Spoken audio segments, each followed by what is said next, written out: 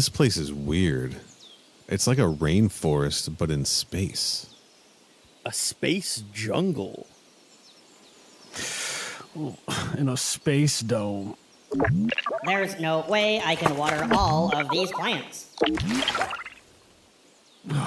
Guys, I don't feel so good. Jesus, what is it now, Bob? Chill, dude. He had that parasite on his face like all day yesterday.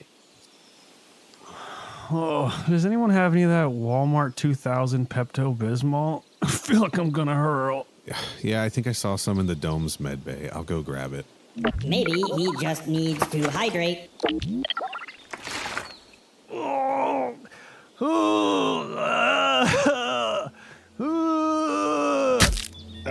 Bob, what's that red stuff all over your shirt there? Water won't lift those stains. Somebody call Club Soda Bot.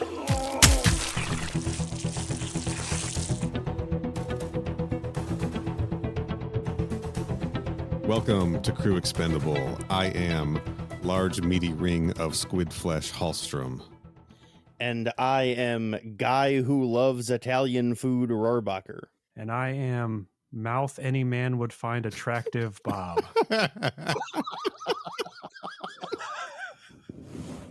Jesus, I didn't note about that. Classic. Oh, fuck. And we are just a Yeah, Michael Jan got loose with this one, huh? a little bit, yeah. Shit. We are just a trio of non-conductive support chains dangling from the cargo bay of the alien universe. My eyes are watering from that one. That was a good one. Bob, welcome back to the show. Hey, thank you for having me. Yeah, and everyone, welcome back to Aliens Original Sin, the book, part 2. Has it been a full month since we recorded part 1? I'm looking it up right now just to check. Our episode on part 1, I'm not seeing it. Oh, it's not released yet. That's why. Oh, that would be why. Yeah, okay. Yeah. Good call. It's been give or take a month. Something like that, yeah, right Yeah. around there. I can tell you exactly how long. When was the Google Doc created for the first one? Ooh, Oh, good boy. call. Doesn't say for me. It was created November 5th. So more than a month. It's been So more than over a month, yes. since we did that. Okay. Well, good for us for finally getting back to it. I know we've released episodes since then. We sure have. Did we just do some stuff out of order, or we squeezed Elvira in? No, Elvira was before that. Who cares? Nobody cares. Original Sin Part 2. The next episode we released after we recorded the part 1 was the Resurrection Deleted Extended Scenes episode. That's right. And then we did Descendant part 1. Descendant issue Part 1, the new sorry. comic book series. Yeah. Okay. So it's been a little bit. We do you guys how much do you remember from part 1 of Aliens Original Sin, the 2005 novel written by Michael Jan Friedman and published by DH Press? I remember a decent amount of it. Yeah, I remember a fair amount of it too, yeah. I remember it being a pretty breezy read.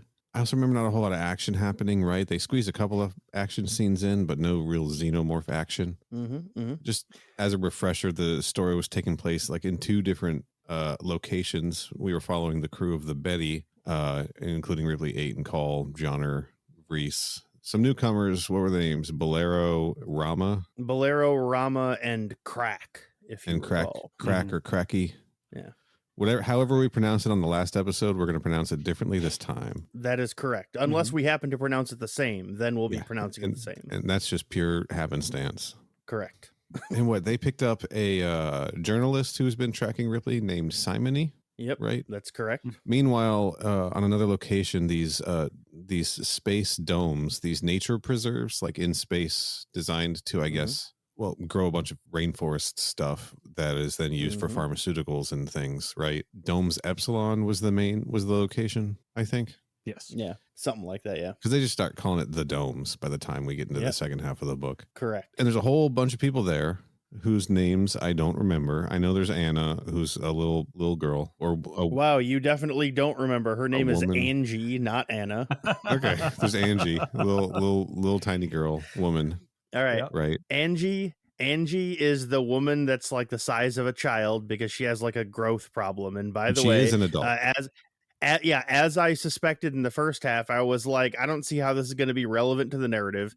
It's not. It's not. It does not matter at all. It's just happenstance. Her dad is Philip Philippakos, And he's kind of the guy in charge. Yeah, he's like the domes. admin of the domes. Yes. Yeah. And then there is Shepard, who's the security officer. Right. And then there's a whole bunch of scientists. There's like a Seago, there's a Hendrix, a Benedict, Pandor, who was the guy that got face hugged when we left off in part 1. I wonder if that's going to go anywhere. A few other people that I'm sure if I saw their name, I'd remember, but they're not as narratively relevant. Kind of some red shirts. Benedict is the one who took the space hallucinogens, right? Yeah, he's the degenerate druggie. That's correct. And Rex the dog. Who just kind of has free reign of the place, right? Mm-hmm. Yeah, which won't be a bad idea later. All right, I think that kind of catches us up. Well, I guess there was one other thing you forgot to mention. Was it when the Ovomorph got delivered and face hugged Pandora? Because that is a pretty important plot point. No. The part you forgot to mention was the other important plot point that the crew of the Betty is trying to track down this weird group that they call Loki. Right. And the book is, in the first half anyway, maddeningly vague about what the whole point of Loki even is, or what they're doing, or why, or anything about them other than their existence and that they're mad at the crew of the Betty. That is all we know after the first half of the book is over. That's right, because they attacked the Betty, didn't they? Yes, that is correct. That is how part 1 ends, with the attack on the Betty. Man, I'm trying to navigate back to because I took so many like highlights and stuff on my ebook here, but they do not want me to just find those easily accessible. Here we go. All right. So we covered the intro through chapter 9 on the first part. Correct. And then we pick up with chapter 10 through the epilogue on this one. So 10 through 18 in the epilogue, second half of the book. And we right away are going to get a pretty big info dump, right, from Ripley to Simony, the journalist, about their mission. Yeah. Can you take it away? All right. I'll try my best. The gist of the mission is I don't fucking know what the mission is. I was reading the book and I was like, I don't know what's going on. I don't know what she's trying to say, and I don't know what any of this means. Like the plan she's theorizing didn't make any sense. The only thing I was able to figure out is that they believe that some other group of spacefarers arrived on LV-426 before Ripley and them did, and discovered what we now refer to as the engineers, but in the book were called the Malakok. And yeah, there's like an apostrophe in there. Yeah. And I guess they found some ones that are still alive, I guess. Yeah. And we find out that this group made some kind of arrangement with the Malakok, but we don't exactly know until later in the book what precisely that arrangement was. Right. But it involves targeted attacks on groups of people, terrorism style. But like the targeted attack is like infecting groups of people with xenomorphs. Right. Some kind of deal with them of like the Malakok trade this organization or other humankind people, like they trade things in exchange for, I guess, human test subjects for the ovomorphs, or I guess they keep referring to them as encephalopods in this book, right? Yeah. And then the Malakok, the Malakok, God. Hey, man, I'm not the one that called them that, okay? Harvest the xenomorphs as a result for experiments and stuff. It's an interesting idea that doesn't like really directly contradict anything from like Prometheus and Covenant, sort of. Right? Like, I think when she describes them, she does describe the way that we saw the pilot in the suit, that the engineers wear, right? And so like all of the like the ribs and the snout, the trunk and everything on the face is all part of the suit. Yeah. She described it as just part of the alien. So like the look is different, right? But Yeah. also Ripley never saw these people. She only saw she tells them that she saw the pilot, you know, through the video footage that Kane was broadcasting. So she has never like directly seen these. So like if you squint, this could still be canon, right? It could. Well, she also didn't even see that because she is a clone. That would be implanted memories, right? True. Yeah. They play with that idea a lot when it's convenient for the story, but then forget about it other times. Yeah. Also, speaking of stuff that happened first movie era, we also have a little bit of backstory filling out here. During her little speech that she gives Simony, Ripley reveals that how Neil, I believe you and I were wondering on one of the Alien episodes, like since Ash was a last minute replacement, Right. like who was the person that he replaced and what happened to them. Oh yeah. Well, Ripley tells us in this book. Yes. We find out that Science Officer Ash was replaced 2 days before takeoff. Some guy named Umbulu, that is Umbulu, in case I didn't pronounce it correctly. And the only explanation we're ever given about what happened to Umbulu is Ripley says he vanished 2 days before takeoff, saying, quote, something came up. And then he disappeared, and then Ash showed up, and then we left. Right. Yeah, not suspicious or weird at all. Yeah, not even a little. You know, why are all of my bookmarks not showing up? But yeah, like I said, she talks a little bit about this organization they call Loki, which I don't actually know if that was revealed in the previous episode. If not, we're told about it for the first time here, Right. but that group is called Loki. And that's the group with like the alligator and the... No. Yeah. Sorry, I forgot that eye rolling can't be picked up on mic. All right, guys. All right. Okay. But in the previous episode of Original Sin, we broke up the 2 locations by storyline. So we did all the Betty stuff and all the Dome stuff. But in this half of the book, they meet up like a third of the way through it or something like that. So we probably don't need to split it up like we did the previous time. Yeah, it does not take very long for them to sort of meet up. I guess we can just... And there's not a ton of Betty content. Yeah, there really in isn't. the second half. There really isn't. I mean, obviously their goal, the motherload of information that Call got out of that space station in part 1 revealed that the target for whatever this new Loki ovomorph delivery is Dome's Epsilon, and that's where they're headed. Right. Yeah, so in other words, we find out that when that ovo got shipped to them and then Pandora got facehugged, that was on purpose. It wasn't like accidental or anything like that. They did that to them on purpose, yes. Yeah. So we cut over to... fucking up, like accidentally, like shipping someone an ovomorph by mistake. Haha, whoops. Oh, fuck, that wasn't supposed to go there. But yeah, over at the domes, a whole bunch of people are sitting around eating, and this is where we get like a page and a half of people discussing how much they love Italian food. Sure, yeah. Especially calamari. And then they're all sitting around a dinner table, and the guy that got face hugged starts to go, oh man, I feel this really weird, intense, painful pressure in my chest. Uh-oh. And the book is clearly trying to make you think that Kane 2 is about to happen. Mm-hmm. But as he's getting carted away, he burps really loudly, and then he's fine. Yeah, he just like rips one, and everyone's like, ha, you fucking slob. Other thing in this... Oh, go ahead. Sorry, it is important to note that they did find something when they scanned him. Angie remarks, we saw something on our scans, but we don't know what it was. And they were like, fuck it. It's fine. Like this guy had a parasite on his face. Something weird showed up in the scans, but that's as far as we took it. They didn't like quarantine or anything. Yeah.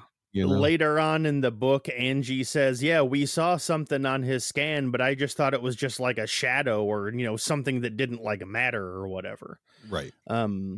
The only other thing about the scene that I wanted to notate, other than how obviously the Kane reference was laid on thick, is that one of the characters, Benedict, actually, starts talking about how people are too sensitive these days. Right. And then I wrote something about how Benedict was about to go in on woke snowflakes before everything started happening.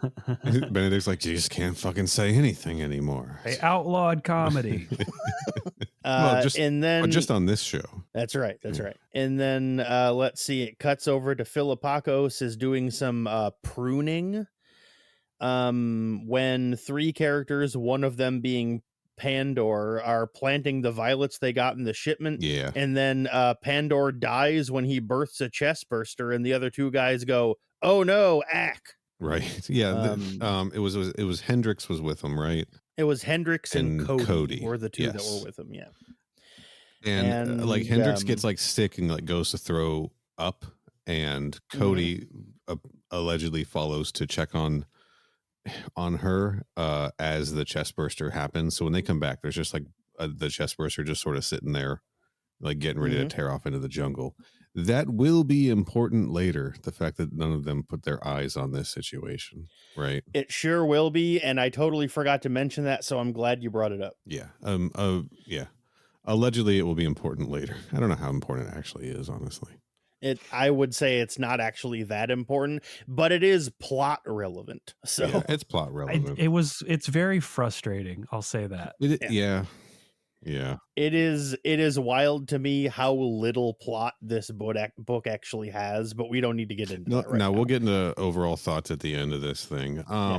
Yeah, I liked, like, first of all, I thought it was very funny that they do the fake out of Pandor eating, and you know, they do the fake out of the chest burster thing. That's the word I'm trying to say. And then that's at the end of chapter 10, and like 3 or 4 pages into chapter 11, he's popping. Like like it was like right away. Yeah, they fake out kill him, and then as soon as that's over, they're like, let's actually kill him. It's kind of like, because you kind of think like, okay, they pulled one over on us. It's going to be a little bit before we see the chest burster, and then bam, they hit you with the chest burster right away. So it was kind of a fun, fake out, I guess. But anyway, it was also all of it. Also, I just want to say very viscerally descriptive. The whole thing. It was very cool. I liked it a lot. Both the fake version and the real version. Yeah.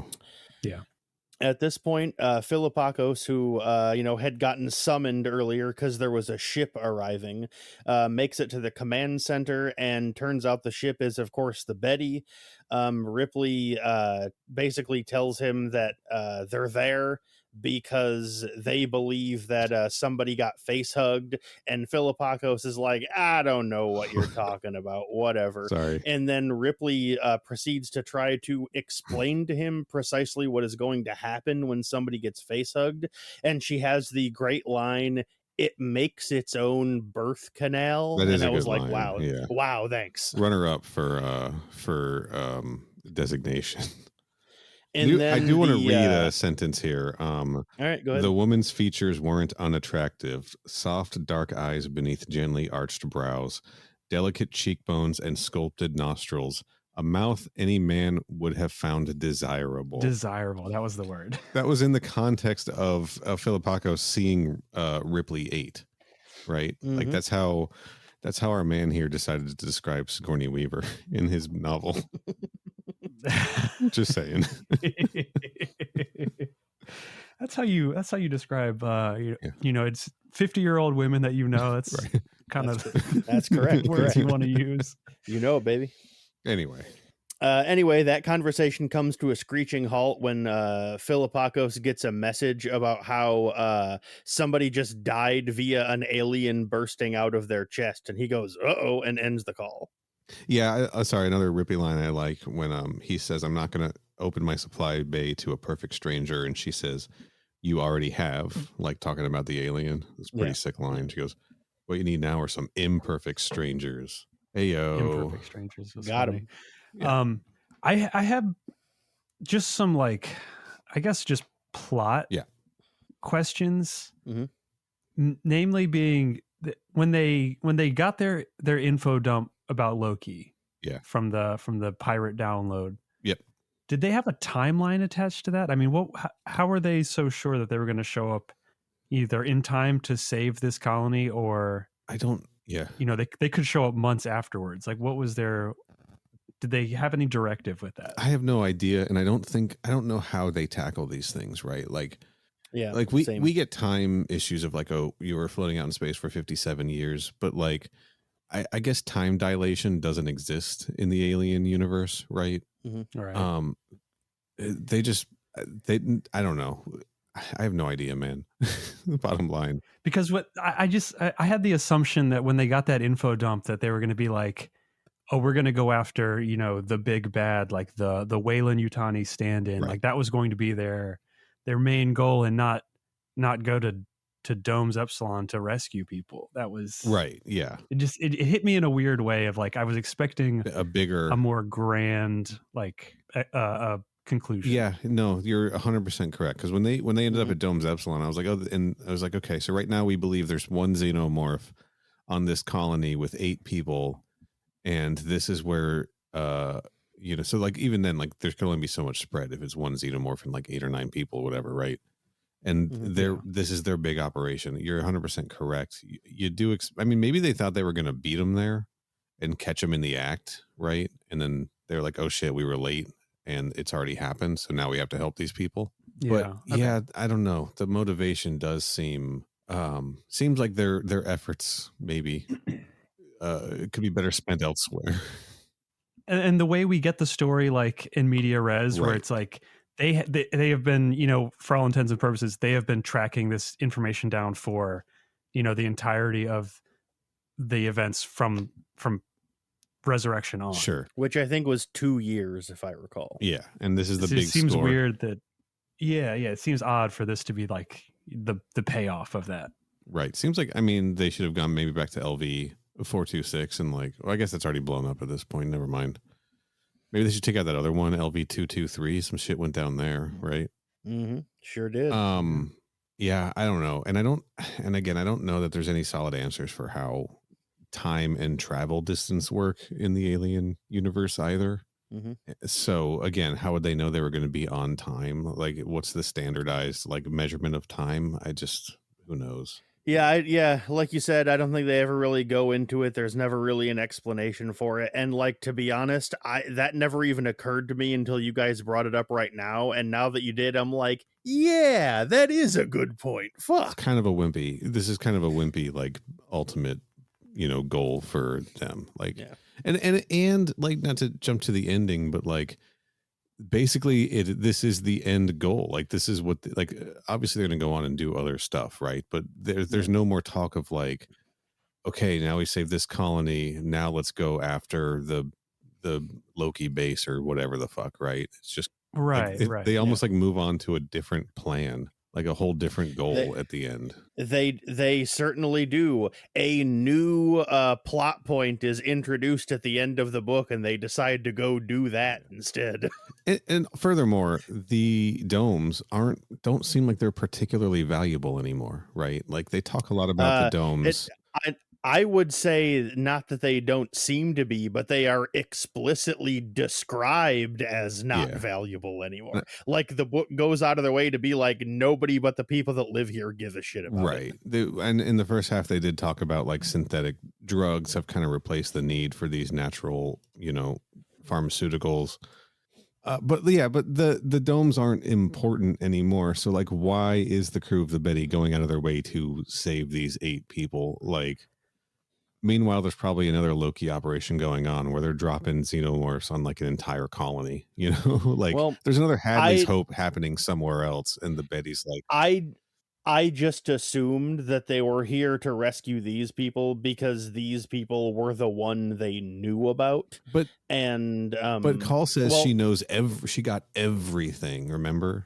Yeah. That was the part that confused me. It seems like is there a manifest that she downloaded that was like, here's everything that they're doing, and they just picked the most recent one? Or is this like the only one? That's precisely the point I'm trying to make. Like, they're like, like I said, I was under the impression that they went here because this is the one they knew about, and like there weren't any other ones made because like this was like the most recent one or whatever. Maybe. Like that's the point I'm trying to make. It's like, yeah, you're right. It's not important. I mean, of course, the book also specifically says the plan specifically involves going after groups of people that don't matter and that no one would miss. Right. So they're probably not going to do something huge like a colony because somebody would miss that if they all died, you know? Right. It's fair. And also maybe this is just the closest one. Maybe this is the one they could make it to in time or whatever. So my point is though, is that like you mentioned earlier, we're never told about any other missions other than this one. So who fucking knows? Who fucking knows? Who fucking knows? Anyway, yeah. But now our crew of the Betty is approaching the dome's Epsilon. Only something's wrong, and they can't dock. Right? Yep. The bay door will not open no matter what they do. And during that, they also discover that they have no outgoing comms, and he suddenly suspects that someone is purposefully sabotaging them. And while reading that, I went, I already know who it is. It must be Loki. And then I didn't realize in my brain until literally right now while I was saying the sentence, how Loki was able to sabotage them. I suddenly went, oh yes, that one plot twist at the end of the book. Right. That's how it happened. There it is. Yeah. So then they do something fucking rad, honestly. They just sort of attach to the dome itself, right? Like suction cup onto it, like with their docking ramp or their docking, whatever they call it. Yep. And then Vryce just takes out his Walmart 2000 laser. Literally called the Walmart 2000 laser. First, the first of many Walmart references in this, right? There's a few. Somebody watched the deleted scenes of Alien Resurrection, and sat down to write this book. But like, shouldn't it be branded like Great Value, right? Or Sam? That really bothered me. Sam's Choice, you know. I mean, that didn't bother me at all. But now that you say that, that is probably a good point. My Kirkland signature laser. Oh, those go for so much on Grailed. Kidding me? And he just cuts a hole in the dome, like in the thick plexiglass that's like that is the dome. And then they sort of drop a chain in. And I was a little annoyed with the amount of detail that that Friedman went into for Vryce to cut the hole. He was having fun with this. Because he really got poetic with it, and it's like, yeah, we know what he's doing. Like it's not the most interesting part of what's happening. One final cut, which took longer, perhaps because he was aiming for a specific spot. It was, dude was having fun, and he was patting himself on the back for that Walmart reference too. Oh yeah, he's like, it's so fucking clever. I'm just as clever as Joss Whedon. While that's happening, sorry, one last thing. Oh, sorry. We talk about the chains, and this is the thing, like the chains in Alien Resurrection in the cargo bay, like on the Betty, like it looked cool on film, but I remember thinking like, what the fuck is the point of all of these goddamn chains? Well, now we know. It's so that you can chain a bunch of them together to repel into space domes. That's right. Yeah. That's correct. But they still call them like restraining chains or something like that, but they're just like fucking dangling there. I don't know. It's still weird. They're still weird how many chains are on the Betty, but I'm glad he like gave him purpose. It's kind of like in Halloween 1978, where we learned that Michael Myers stole like some rope from the hardware store, but then we never see him use the rope. And then when I forget which one it was, I think it was in Halloween Kills. He's got somebody tied up, and we're like, oh, that's how he used the rope, right? Like they like made it a point to like, I don't remember the specifics, but like they made it a point in that one to show you like what Michael Myers did with the rope, because for 30 years people were like, well, what about that rope though? It's kind of what all of Star Wars is built. All modern Star Wars is built upon, is people noticing things from 30 years ago. Yeah, very similar. Yep, making plot points around it. That's correct. Michael J. Friedman was ahead of the curve. He's like, I know people are going to be wondering about these chains. I got to give them a purpose in my novel. Yeah, so good work. All right, let's continue on. While they're making their plan and then following through on their plan to open a hole in the dome to get in, because as mentioned, they have to open a hole because the bay doors won't open. Yes. There's a bunch of stuff about how Philippakos tells the entire crew that Pandora is dead.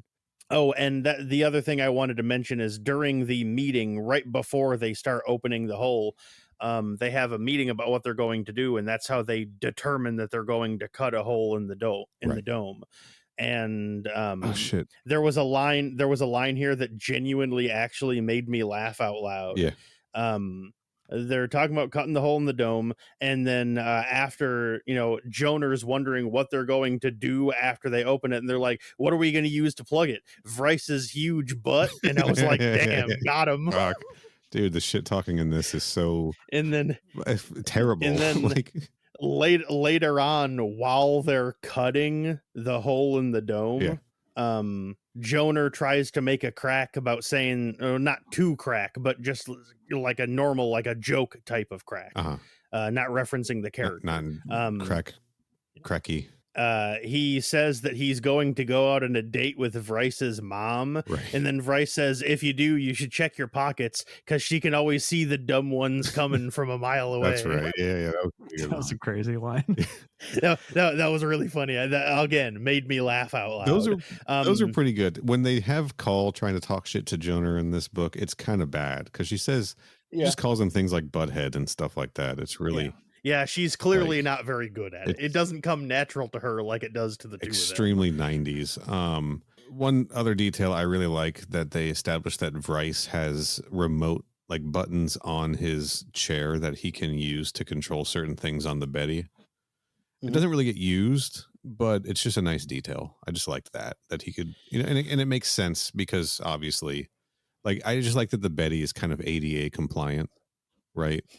Like there's no like panels out of reach for him. He's just got all this stuff right there. The one other thing I wanted to mention is after they finally open up the hole in the side of the dome, the way they climb in is they take all those chains that you mentioned and throw them out of the ship into the dome. Yes. And there's a scene that I really liked where they're narrating that they're watching these chains flying sideways through the air until they get into the dome, and then the artificial gravity of the dome grabs them, and they like make an unnatural like 90-degree bend and then head down, and everyone described how weird that looked, and I was like, I can picture it in my head, and that scene would look cool as hell. That was a very cool visual. Yeah.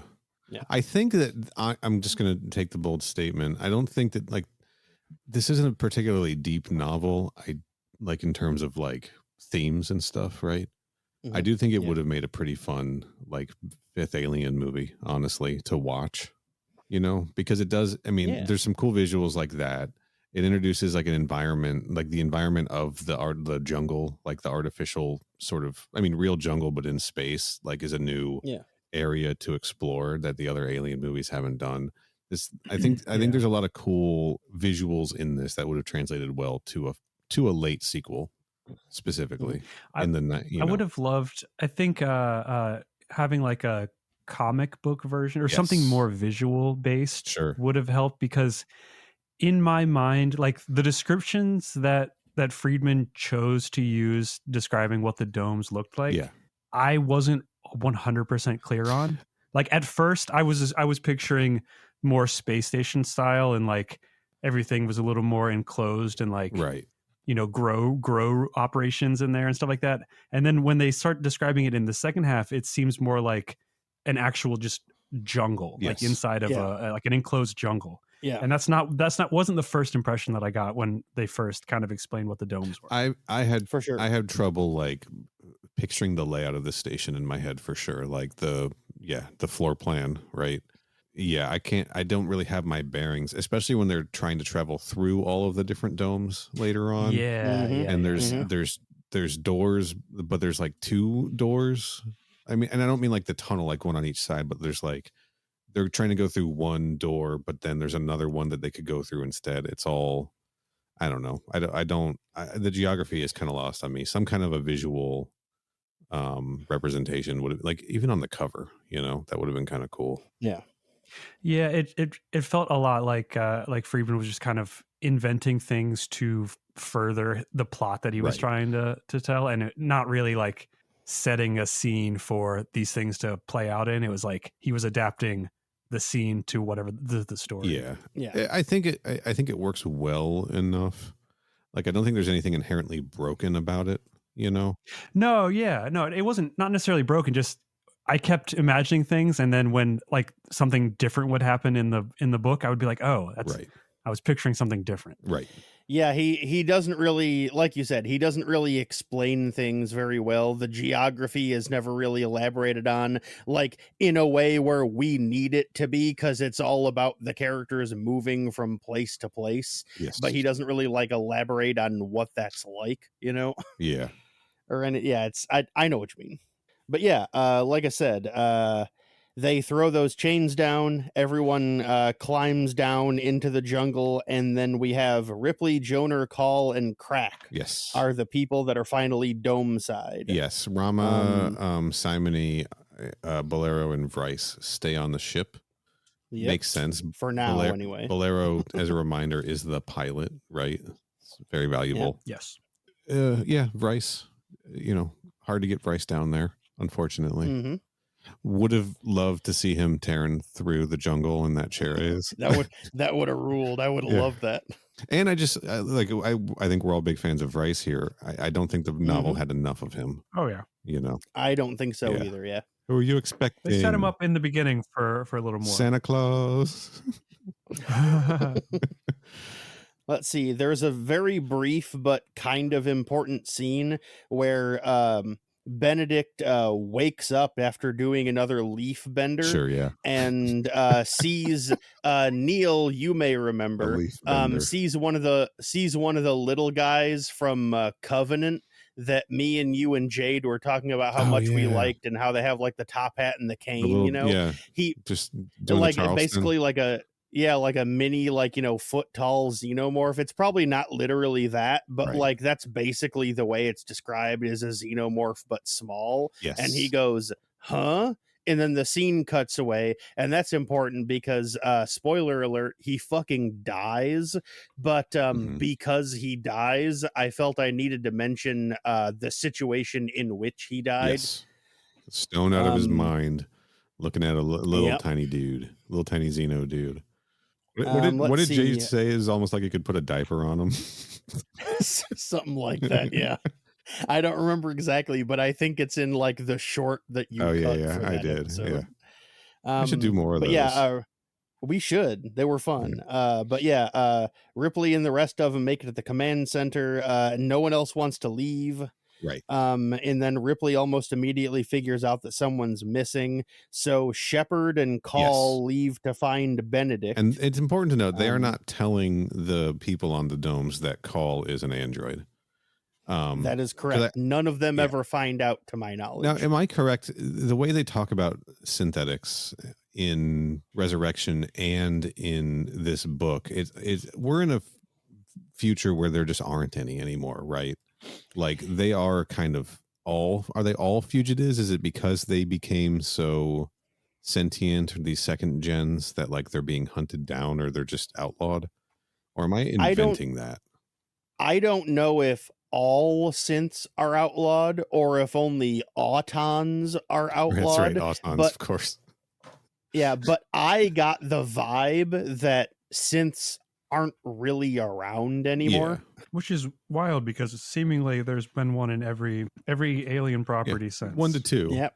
And there's still systems available for them to just plug into those moles and access things. All like the infrastructure still exists. Right. Yeah. I don't know. Yeah, like, we've ripped payphones out. How come no one's gone around and like ripped out these access ports, Yeah, who knows? Yeah. But yeah, that's why Call goes with Shepard to go find Benedict. Ripley sends her with him. And Shepard's like, why didn't you guys send the big guy with me if we got aliens running around, right? Like, where's Joner?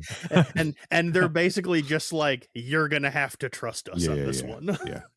And then speaking of Joner, him and Ripley grab what they refer to in the book as a flivver, Yes. which is like a little slow moving, basically like an Right. APC pickup truck kind of thing. Now, flivver is where you can get people to design you a logo for like $5, right? Yes. Mm-hmm. Okay. Mm-hmm. And the two of them are going to be driving over to the backup bay because, as established earlier, the main bay can't be used. Right. But unfortunately, that backup bay is on the other side of the dome. Whatever that means. Yes. They love it. Yeah. They love it. They love alien. Hey, alien stories love giving a vague reason that people need to get from point A to point B while there's aliens around. That is correct. Well, it fucking works every single time on me, though. I'm like, oh boy, here's the tension.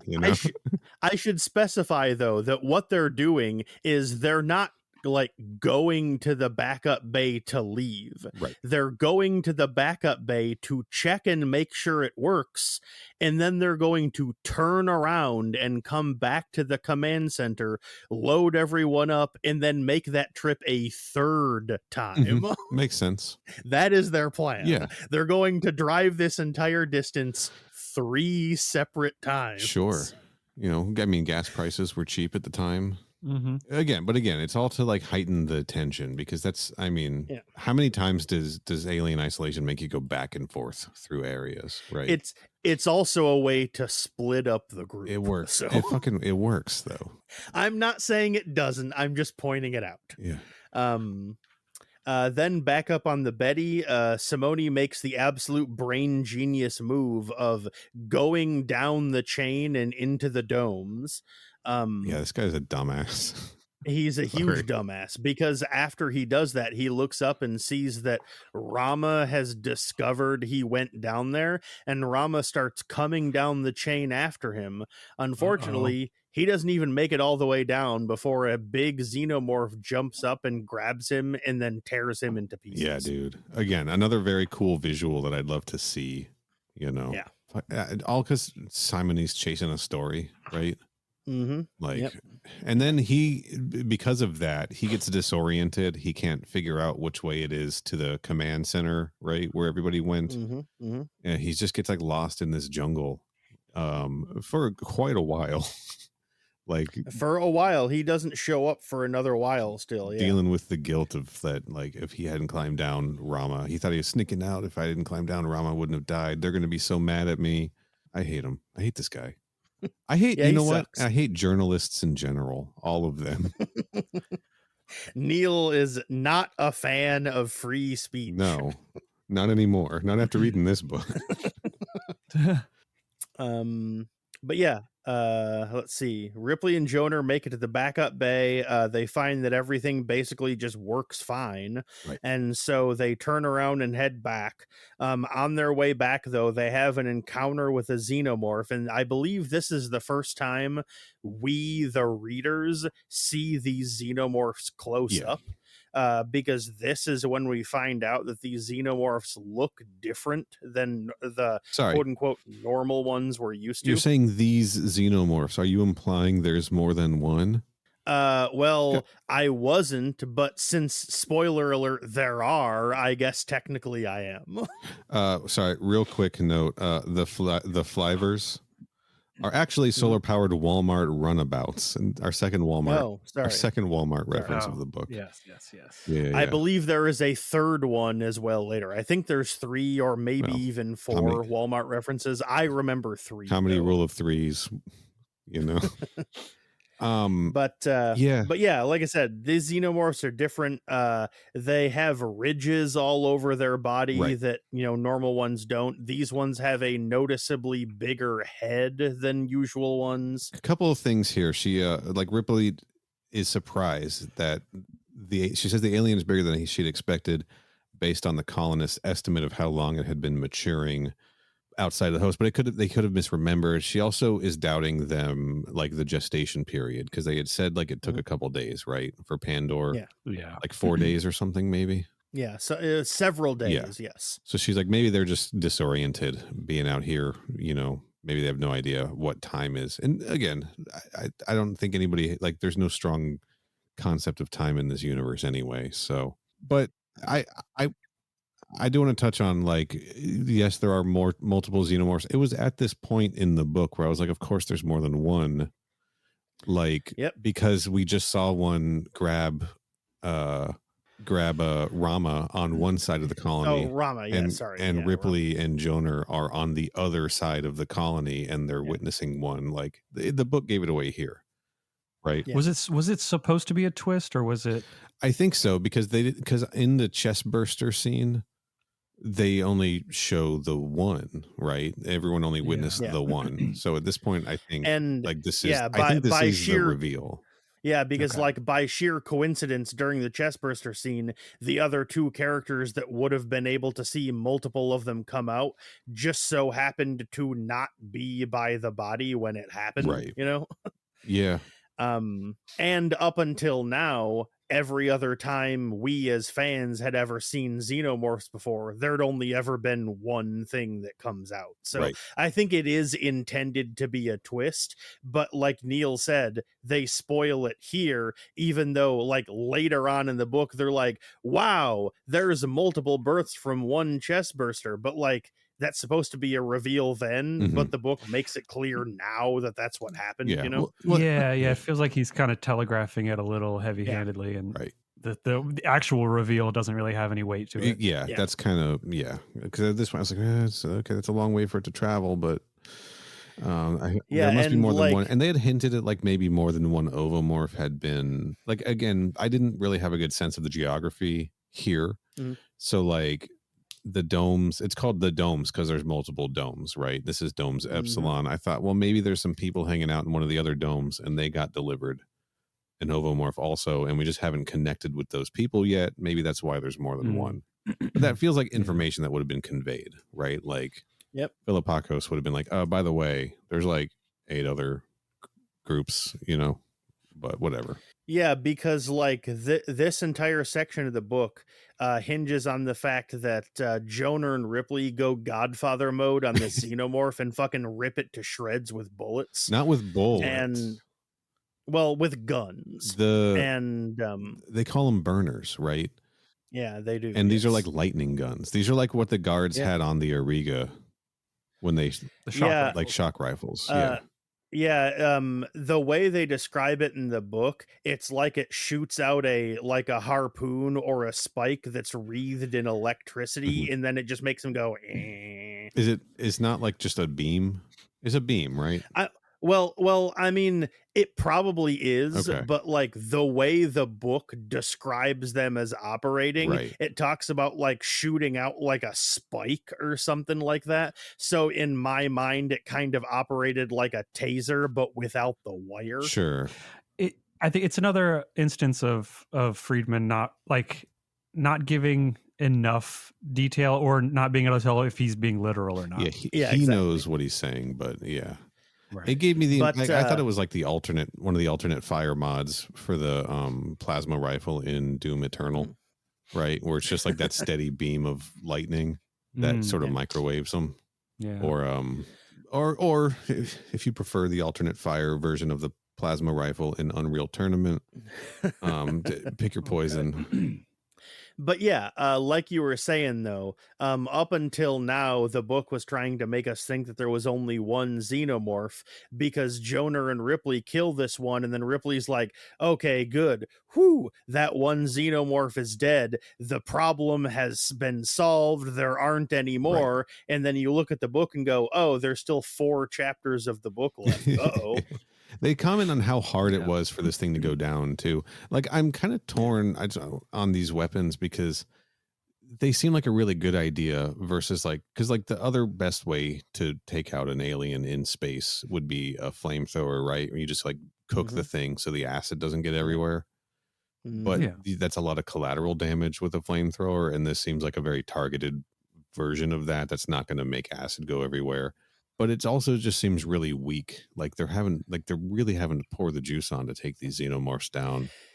Yeah, it really takes a lot of fire from these guns to be able to actually kill these guys. Yeah, so if you weren't fighting these things one-on-one, you'd be overwhelmed pretty fucking quickly, I think. Anyway. Good thing they only ever encounter these things one at a time. Yeah, fucking tell me about it. Yeah, speaking of encountering them one at a time, Call and Shepard find the remains of Benedict, and on their way back, have their own encounter with a xenomorph. Specifically, they rip off that scene from Jurassic Park where they find Ian Malcolm and his leg is broken, and they're driving away in the Jeep, and the T-Rex chases them. Yeah. It's basically that scene, but it's a big xenomorph instead of a T-Rex. Mm-hmm. Yeah. Yes. They manage to get through a door and then break its opening mechanism so that the xenomorph is trapped on that side of the dome, Right.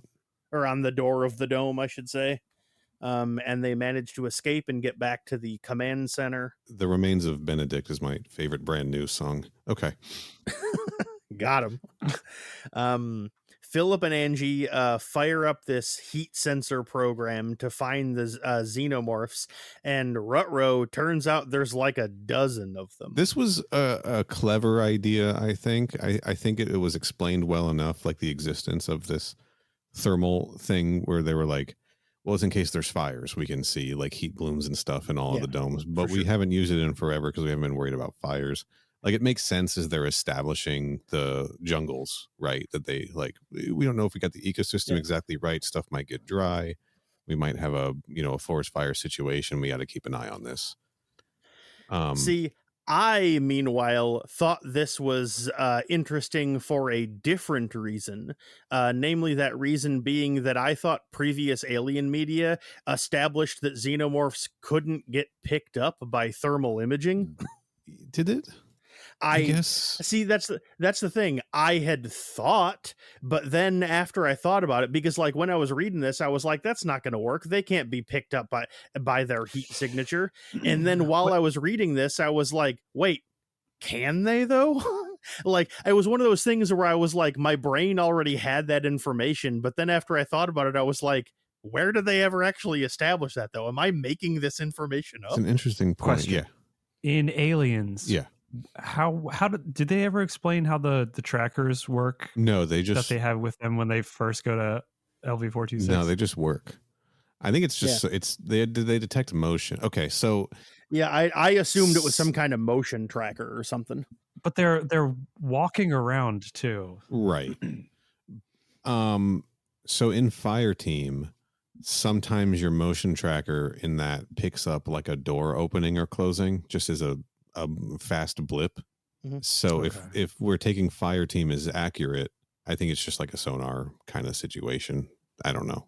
Sound waves bouncing, right? In my mind, I was thinking, oh, it must be thermal because they're moving around, so it would be like constantly throwing off the motion tracking because they're not in a fixed location. They're like walking through this Hadley soap. Yeah. So it seems like that would be tough to nail down like where motion is coming from if you're also moving. Maybe they probably have that anti-skip like CD technology. Okay, yeah, it drains the battery really fast though. Yeah, of course. I want to say in the Alien versus Predator stuff that the Predators, I mean, their default is like heat vision, right? Like, yeah. And I do feel like when they're dealing with xenomorphs, they are switching to a different mode. Because I distinctly remember seeing in the movie where it like switches between like three different types of like vision filter, and like in one we see the humans, and then it switches to another one and we start to see xenomorphs. Not that I'm taking that movie as like hardcore canon, but yeah, I don't know. I guess that's something to keep an eye on when we do get into, because then we will have a very specific comparison of like to this of like, can a xenomorph show up on heat vision? Or, mother@crewexpendable.net, write in, let us know what to look for. That's right. I don't know. This worked well enough for me. The thing about these thermal sensors I didn't understand is they count out like there must be 12 xenomorphs throughout the domes at this point, right? Big reveal. There's not just, but there's also like Simony is running around, right? Yeah. Benedict is dead. One of the xenomorphs is dead. Like I couldn't tell if they were like able to tell what was human and what was xenomorph. And then Call's not showing up on that, presumably, or if she is, I mean, she might be showing up as something different because she's a synthetic.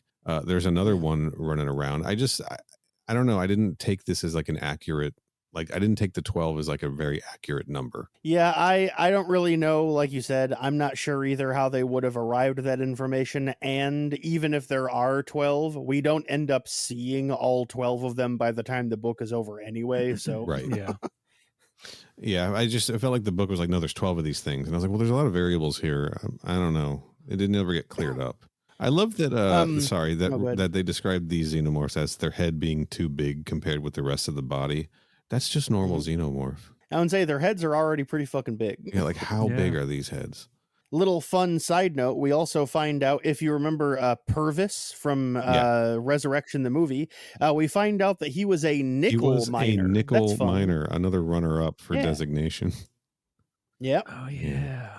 There's a very brief scene of Simony running through the jungle, getting stalked by a xenomorph. And unlike the spoiler that I gave for Benedict earlier, this does not actually end up with him getting killed. Right. Later on, they just mentioned offhandedly, oh yeah, he hid from it and ran away. Right. These aliens are not a species inclined towards sneak attacks, apparently. Yeah, what the fuck was up with that, dog? That's all. I was like, that's all they fucking do. Yeah, like somebody literally says it wasn't a species inclined towards sneak attacks, and I literally wrote 5 question marks and then, what did you just say, bro, in my notes. Yeah, it's insane. That's like all they fucking do, man, but whatever. Right. There's also a line in there about Ripley being like something about her carrying around the shock rifle, and it's like going back to her centuries old like hunting instincts or whatever like that. But it's like canonically she was never like the aggressor in the movies. She was like in the first one she was just surviving. She's not like an alien hunter. And in the second one, she's there just for intel. She's not there for like as a soldier. She doesn't handle a gun until there's this brief scene where Hicks shows her how to use it, but she doesn't handle a gun until the end of that movie. She doesn't. She's not. That must be like that's a Ripley 8 thing, right? And maybe he's just confused in the way he's writing this, but like, I do think that it's fun when they talk about in this how Ripley has the connection to the xenomorphs, but these aren't her xenomorphs, right? These aren't the xenomorphs from the Auriga, so it's not.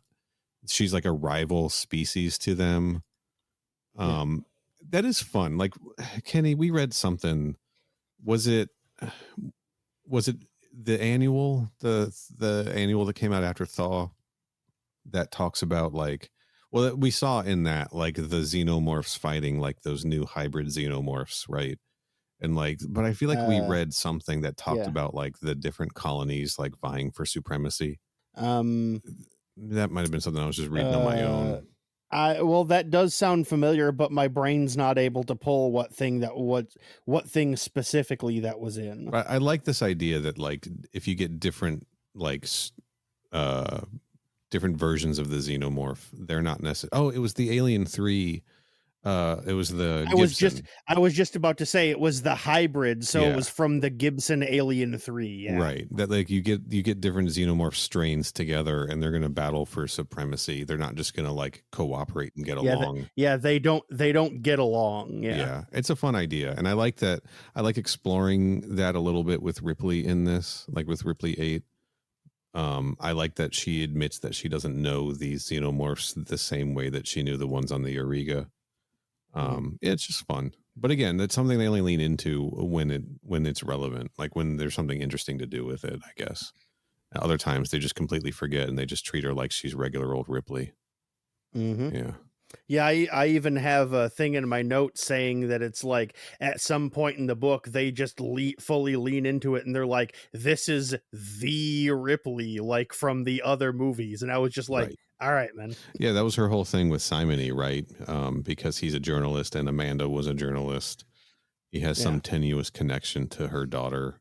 Yep. The rest of the crew are in the flivvers driving across the domes when they accidentally literally run into a pair of Xenos, and like the flivver like flips over and knocks the people out and everything. Because they've now like realized that there's a bunch of these things. Everyone's reconvened at the command center. They're making a break for the emergency exit.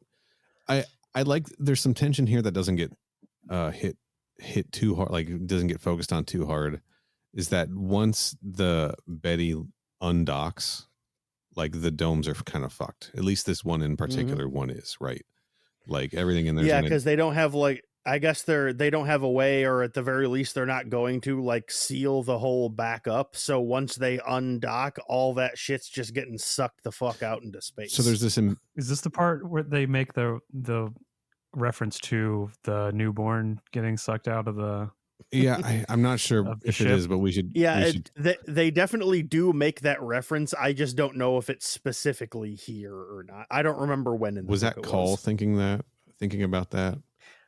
Yeah, because it was Call thinking back to when she saw it, and the guilt that Ripley had of betraying something that put its trust in her. Yes. They're really trying to make us feel for the I keep wanting to call it the child. The newborn. Yeah, they're definitely trying. I could not find the word newborn. And my brain just kept saying child. It's the child. It's the fucking child. Grogu is his name. Yeah, I would say it's Baby Yoda. Sorry, my mistake. Yeah. But yeah, like I said, they literally run into some xenomorphs. Angie and Philip run into the forest to escape. I don't mean to cut you off. I want to get back to the idea of this impending doom of like, until they get to the backup dock, right? Whatever it's called. The Betty cannot leave, because once the Betty leaves, the place is basically going to crumble. So they at least have to get clear of that specific dome, right? But I think the implication is kind of they have to get all the way to the exit, because like once the integrity is disturbed, like it's just a matter of time until the rest of it is. Because I don't think those are like airlock doors, right, between all the chambers. So presumably. So like I feel like that could have been leaned into a little harder, of like the urgency to get to the exit, right? Sure. Like not just the impending, like not just the threat of xenomorphs out there, but of like, until we're to the exit, that is the airlock that will keep us safe while the Betty detaches and rescues us before like the station, implodes or whatever. Yeah. Anyway, if I was writing this book, right. Like I said, Angie and Philip run into the forest. They run into a third xenomorph, or maybe it's one of the two that they hit with their truck earlier. I'm not sure. Yeah, who knows? But Philip commands Angie to run away, and she does, and presumably Philip gets murdered by a xenomorph. Yeah, she like runs off into the jungle. He runs after her. And then Ripley's like, oh, God damn it. And she's got to go after the rest of the colonists, and she makes Call and Johnner go ahead with Cody and Hendrix, I think. No, it's not Hendrix, because Hendrix is still in the domes. Okay. It's Gogolak is the one that it's Cody and Gogolak get taken back to the Betty. I like this sort of unspoken, like they just know like what she just said go, but she knows that we have to get them to safety before we come back to help her. Right. Yeah. That's, again, I like Ripley being Ripley. But yeah, all the dumbass colonists ran out into the fucking jungle and are just getting killed one by one. Yep. That's pretty much what's going on. Yeah. Fucking idiots. Shepard and Hendrix they deserve to die. They do. That's correct. Shepard and Hendrix happen to run into each other in the woods, and so they team up for a little while. Sago finds and turns over that truck that got run into the xenomorph earlier. Yes. Turns out it's still usable. He manages to flip it over. He's the biggest dumbass of all, because he just runs a big circle and ends up back at the wreckage site. And then he drives away, drives into a big circle, gets back to the crash site, and then crashes it again by running it into a fucking runs it into a tree trunk and crashes it, gets out and tries to run, has no energy, knows something is behind him, just like collapses from exhaustion, finally looks back, sees that it's Rex the dog. Yep. But then behind Rex is a xenomorph. Yeah. That is correct. That's fucking great. During that entire scene, the fucking Benny Hill music was playing in my head the whole time. That was pretty good. Fucking comedy of errors. I really liked with that this part, guy. actually. I was like, this guy, like this, that was the moment of like, yeah, we're waiting for this guy to die, you know, like at this point, Yeah, you know, for sure. we're rooting for it a little bit. Let's see. Shepard and Hendricks have an encounter themselves with a xenomorph just as they're approaching the door to the command center. Right. And then Shepard orders Hendricks to run, which I believe she does. Angie runs into Ripley, and the two of them team up. Ripley tells Angie the plan is to head back to the Betty and get the fuck out. Yeah, we got to climb the chains now. And I guess we brushed over that. Some people may be like, why didn't they climb the chains in the beginning? Well, it's because not everybody's fit to climb chains, right? That's a lot of people to climb up a chain. With xenomorphs banging around. So, but now it's like presumably their plan was to get to the other bay, then use a ship to fly over to the Betty, climb onto the Betty, and then fly away on that. Something, yeah, or just get to the backup bay, and then the Betty would meet them there. I don't know. Yeah. This was a scene that I didn't like. This is bad Ripley. This is when Angie's like, we have to go back and find my dad, and she's like, he's dead. We have to move on. Yeah. She just like, and it's like this coldness. I mean, she says, too much time's gone by. Forget him. That's not how Ripley talks about people who die, you know? Right. Like, what was the point of even going there if they're not trying to at least save everyone they can? Yeah. This is, I think, a misinterpretation of the perceived coldness of Ripley 8. Right. Mm-hmm. But I can't think of a single time in Resurrection where she was this cold about somebody dying. I mean, she was a little bit practical about like, well, we have to keep moving. Right. But she was never like, forget your father who just died saving your life. Forget him. Yeah. Like, it didn't feel Ripley to me. And then it's funny that you mentioned that, because then there's another absolutely fucking insane Ripley moment right after that. Yes. Angie and Ripley run into Sago, who turns out is still alive, but he is resined to a tree. He's cocooned, baby. He insists that he just got picked up and slapped there, and then they didn't do anything else to him. And Ripley's like, oh, but no, he definitely got face hugged, and he's just lying about it. And Sago's like, no, I'm not lying. I didn't get face hugged. And then Ripley goes, and then takes the butt of her gun and hits him so hard in the head that it breaks his neck and kills him. His head is like dangling at a weird angle, it says. Yeah, it is insane. I was like, what the fuck? And then she's just like, he's lying. He was lying, Angie. He was lying. Yeah. I'm confident he was lying. We came here to save all these people, but I'm just going to needlessly kill this guy without checking him. Let's get the hell out of here. Oh, there was only one egg too. Like, where are these other face huggers coming from? So she has the line, he's got an embryo, which means one of these xenomorphs is a queen. But there's no evidence of that. There's no ovomorph sitting around here unless these ones that were born have a very different reproductive cycle once they've hatched out of a human specifically. I don't know, maybe these are all live birth xenos also, right? I guess so. I mean, to be fully transparent, this chapter I was zoned out so hard because it seemed like it was going like full like elevator sitcom episode where it's just like different people getting groups of two, and then they'll trade off and it's a different group of two, and then they'll like split up and regroup with some other people. It was so repetitive. It was, and it was, and like sometimes we're seeing them die, sometimes we're not. This is a very dense section of the book, very action packed and jumping around a lot. So like I totally get that. I think Ripley's lying. I think she's playing it safe.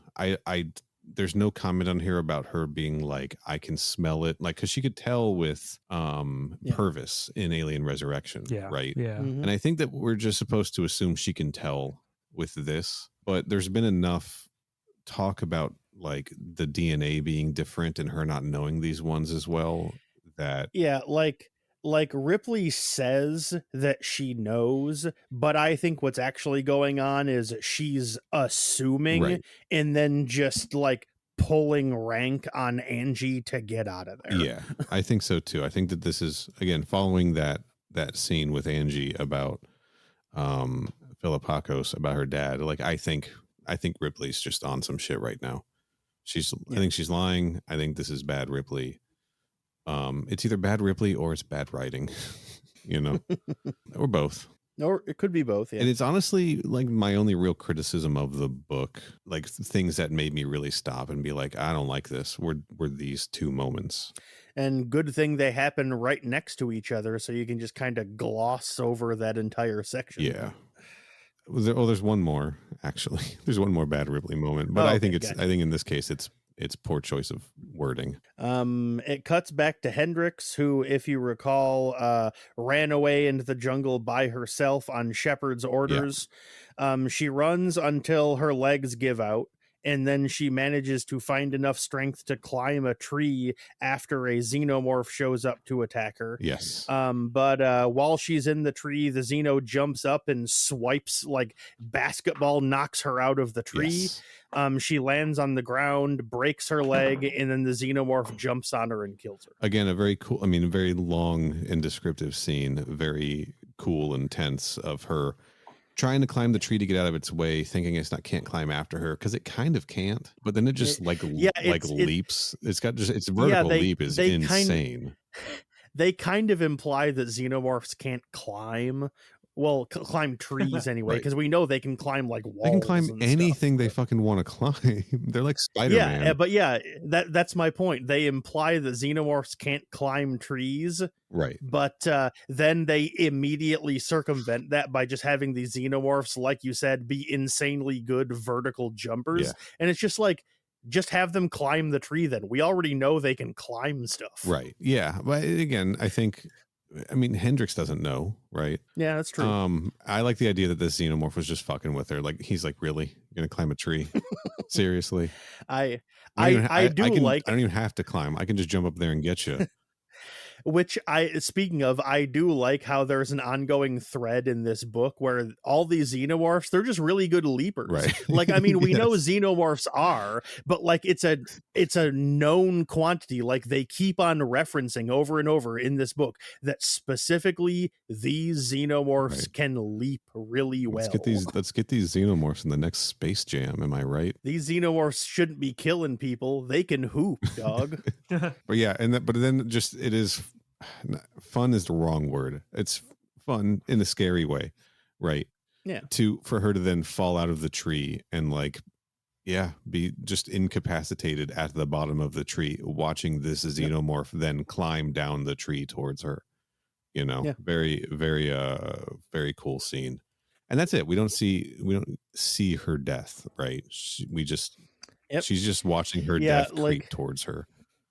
Like most of the moments in this section of the book where people die, we don't actually see her get killed. It's like she's lying there going, oh my God, it's approaching towards me. And then it cuts to something else. And then we just never see them again. Yeah. So that happens like a few times in a row in this section of the book. Meanwhile, Ripley and Cracky have met up. So it's Ripley, Cracky, and Angie, right? Yep. And they've gotten through to the next dome. They sure There's have. A nice comment here about how this one probably isn't going to have a bunch of xenomorphs in it because, like, the xenomorphs all know where the feed is, right? So, like, once one starts catching people, like, they're all going to go to that zone, that one dome. That's why there were so many around, right? They've all like descended on the feeding grounds, so maybe they're in the clear here, right? And Ripley reaches out to try to figure out what's going on with Call, and Call doesn't answer. This is a weird moment where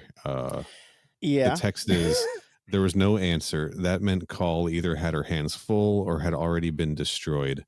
Ripley chose to believe the latter.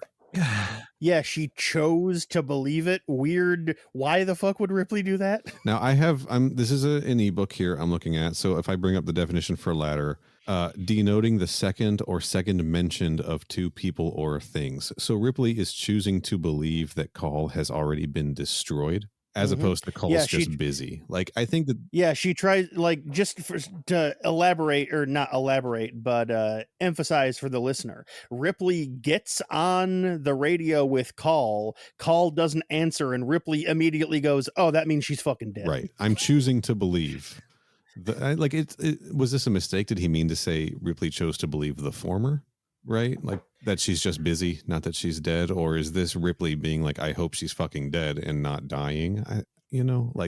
I think we're getting cold Ripley 8 again. We're getting that's my business only. Yeah. No response. She's dead. We're moving on. right. Yeah. And this is why that's my third like bad Ripley moment in this book where I'm like, this doesn't work for me, you know? Like, because the thing of it is that I would not say it would be a good choice for Ripley to be like, oh, Philippakos is dead, even if she doesn't necessarily have proof, because it's like, that's probably what's going to happen when you have like, you know, a civilian fighting something they don't know about and have never seen before. Right.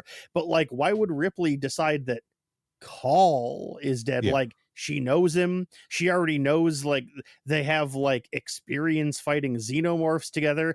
And if you recall, Ripley was the one that sent Call with Shepard earlier to find Benedict, specifically because she can survive a xenomorph attack. Yeah, this just, I don't know. I bet it's just an editorial, like it's a mistake, right? Yeah, like a grammar mistake or something. It's still, but it's still poorly thought out, because why would she think she was dead at all? Yeah. Yeah. And the fact that, you know, like you said, it might just be an editorial mistake. It might have intended to say former, not latter, because later on when Ripley runs into Call, she's not surprised that Call is still alive. She's not like, oh shit, I thought you were dead, when they meet each other later, you know? Amend my Goodreads review. I'm not on Goodreads, guys. Then we cut back to the Betty. Sure. Vreese has been looking around for Rama for a while and eventually pieces together that Rama and Simony both must have gone down that chain. And then this is when we find out that Call dropped Cody and Gogolak off at the Betty, like off screen. I don't know if they said that earlier on in the book and I missed it, but now is when I found that information out. Apparently, and so I was just like, oh shit, okay. Apparently, Call had taken them in a ground vehicle to the backup supply bay, only to discover it had been sabotaged since Ripley and Johnner checked it out. So instead, she drove them back to the punctured dome. And this is where we learn that's how we learn what Call and Johnner had been up to. That's what I thought, because I like this information suddenly popped up and I was like, why are we only now being told this after the fact? Like, why was that not part of the narrative earlier? It's really weird. And this is when I was really like, I have no idea what the fucking layout of this place is, because somehow Call and Johnner have driven across the place and back and cross paths like with wherever like Ripley and everybody else was moving through to a different dome, and they haven't run into each other like this. There must be like a number of pathways and access ways and stuff between these places. This is nuts. Yeah. But whatever, you know, again, like it doesn't feel broken. It just feels underexplained, like thought out, for sure. You know? Yeah. Like you said, it doesn't feel like they're trying to describe something that like couldn't exist or couldn't happen. It's just, we're not given enough information to fully make sense of it. Yeah. There's a joke here about you haven't lived till you've had a swig of Johnner's moonshine, right?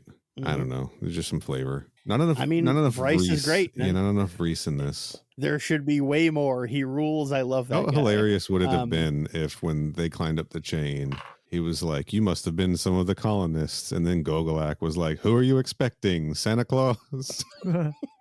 Who has a one eye and a pink tongue and screws like a god.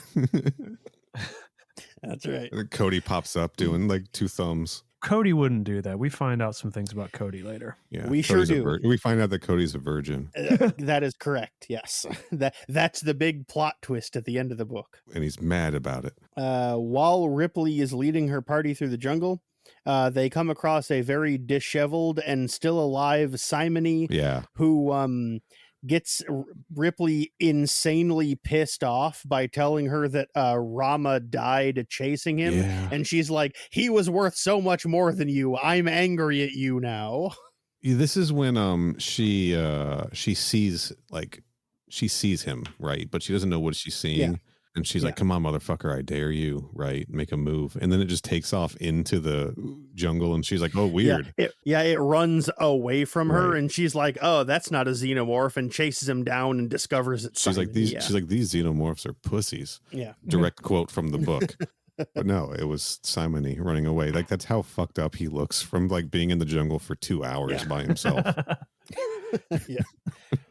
And then there's a part here that, I don't know, maybe I'm wrong, but this seemed really insane to me, where Simony like swears vengeance on Ripley for getting mad at him that his actions killed one of her crew members. It's like, he doesn't have the right to get mad at her for being upset that he killed one of her crew, dog. Yeah.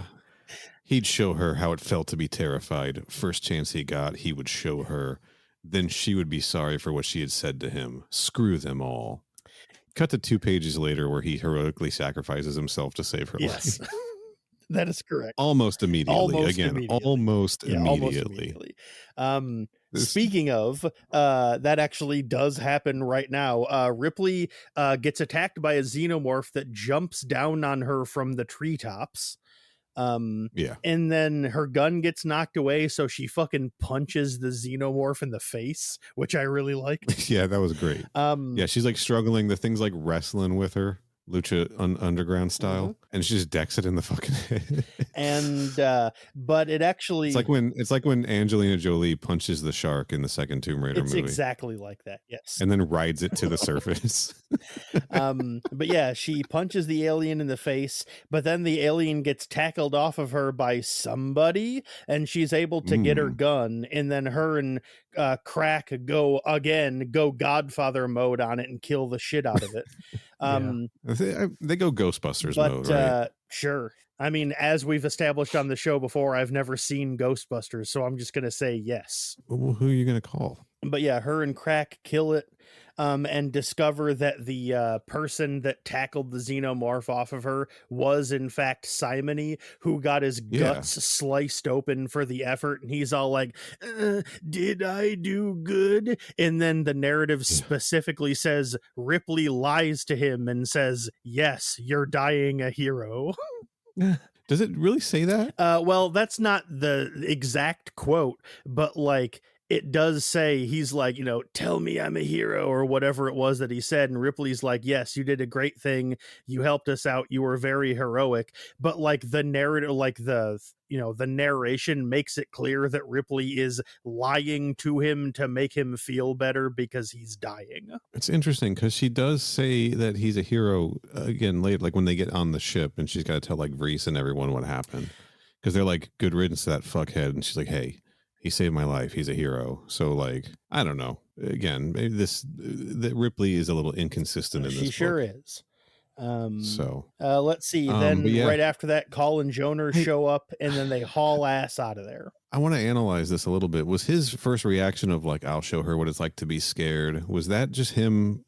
Like, he's just pumping himself up because he was embarrassed he got yelled at, or just embarrassed about what he had done? I was confused by that whole part. It was a lot of tones clashing. It was. It didn't feel fully developed. Maybe, I don't know. It was weird. It was weird to set that up and then to immediately like undo it. Yeah, I wasn't really able to like figure out like a consistent narrative through line. Like I literally, like my brain interpreting that series of events was like, oh, he wrote one thing, and then like the next scene was like, oh, we need someone to die heroically, and I don't want Simony to like be part of the crew or make it through, so I guess I'll just have it be him. Like, it just, my point being, what I'm trying to say is that it felt to me like it was just inconsistent writing and not some kind of like narrative or thematic shift or anything. It felt to me like it was just bad writing. That's all. I do kind of like that the author's not fucking around with some of these things, right? He's not teasing things and dragging them out for like 4 chapters, and then we're like, oh, I remember when that for sure was set up 4 chapters ago. I don't know, this kind of doesn't bother me, but I don't know why. I don't think I have any deeper thoughts about it. I think I'm just kind of like fine with the immediate sort of retraction and payoff for the character. Although I am wondering at the end of the day what the value of having Simony in this book at all was, because he didn't drive the plot at all. Yeah. this is the only thing he didn't need to stow away on the ship. Right. Yeah. He didn't need to climb down the chain, especially to get Rama killed. Like we could have just had Rama be the character that climbed down the chain and survived and came out of the jungle to save Ripley out of nowhere. Right. I think and that would have narratively made more sense, like thematically. Sorry, Bob. No, my only guess is Friedman wanted to include some kind of exposition on Ripley's daughter. Right. And the only way you can fit that into the book is by, having her relate to someone on that level of like, oh, my daughter was also a journalist. And like, let's give a little backstory on the Ripley character. For sure. Right. But I mean, he could have been any one of the other crew members or colonists even. Yeah. And like, okay, at this point I'm rewriting the book, and that's not fair. I'm not saying this is a better idea or not, but like, if you wanted to put in a Amanda Ripley connection, couldn't that have been through one of the dome's colonists or the domes itself? Like that could have made it a more personal connection. I don't know. Sure. It just the Simony character just doesn't seem to have added enough to any of this. And thinking about it now, how you just said it could have been like the domes itself that connected to Ripley. That also would have tied up that messy writing we talked about earlier about why the characters decided to go specifically here of all places.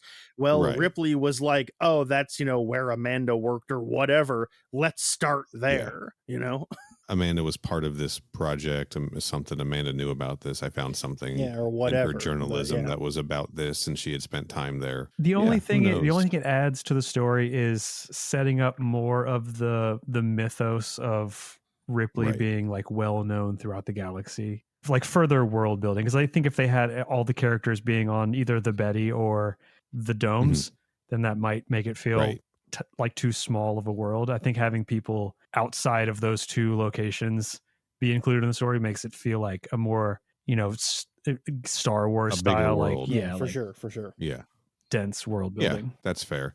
And I guess the one thing I want to say is to make Amanda a part of the domes in any form, the domes would have had to be like hundreds of years old. Yeah, sure. And we know that they're not, but still, that still seems like something he could have worked out. I don't know. Pour one out for Simony and journalistic integrity. Yep, that's right. You mentioned earlier, Neil, you are anti-First Amendment now because of this guy. So. Because of this book. Yeah. We cut back to the Betty, and Bolero's in the cockpit, and Cody goes up to meet with her, and they have a convo about how, Cody doesn't want to kill the plants or whatever. And then in a move I absolutely did not fucking see coming at all. Didn't see it coming at all. No way. Cody fucking attacks Bolero and beats the shit out of her. Yeah. He, you just knew, right? We all just knew. When I said I didn't see it coming, that was not sarcasm. But I was not being sarcastic when I said I didn't see it coming. But once he did, I did see coming why. I saw because there have been all of this talk about sabotage, right? The things have been sabotaged, right? They got to the backup gate, sabotage, the main docking bay, sabotage, all this. The egg getting into the place in the first place, right? Somebody had to be on the inside.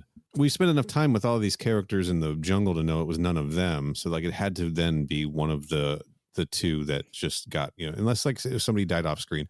I feel like if they had been cornered, we got the internal monologue of all of the characters before they died. So somebody would have been we would have heard them express regret or something if they were then killed.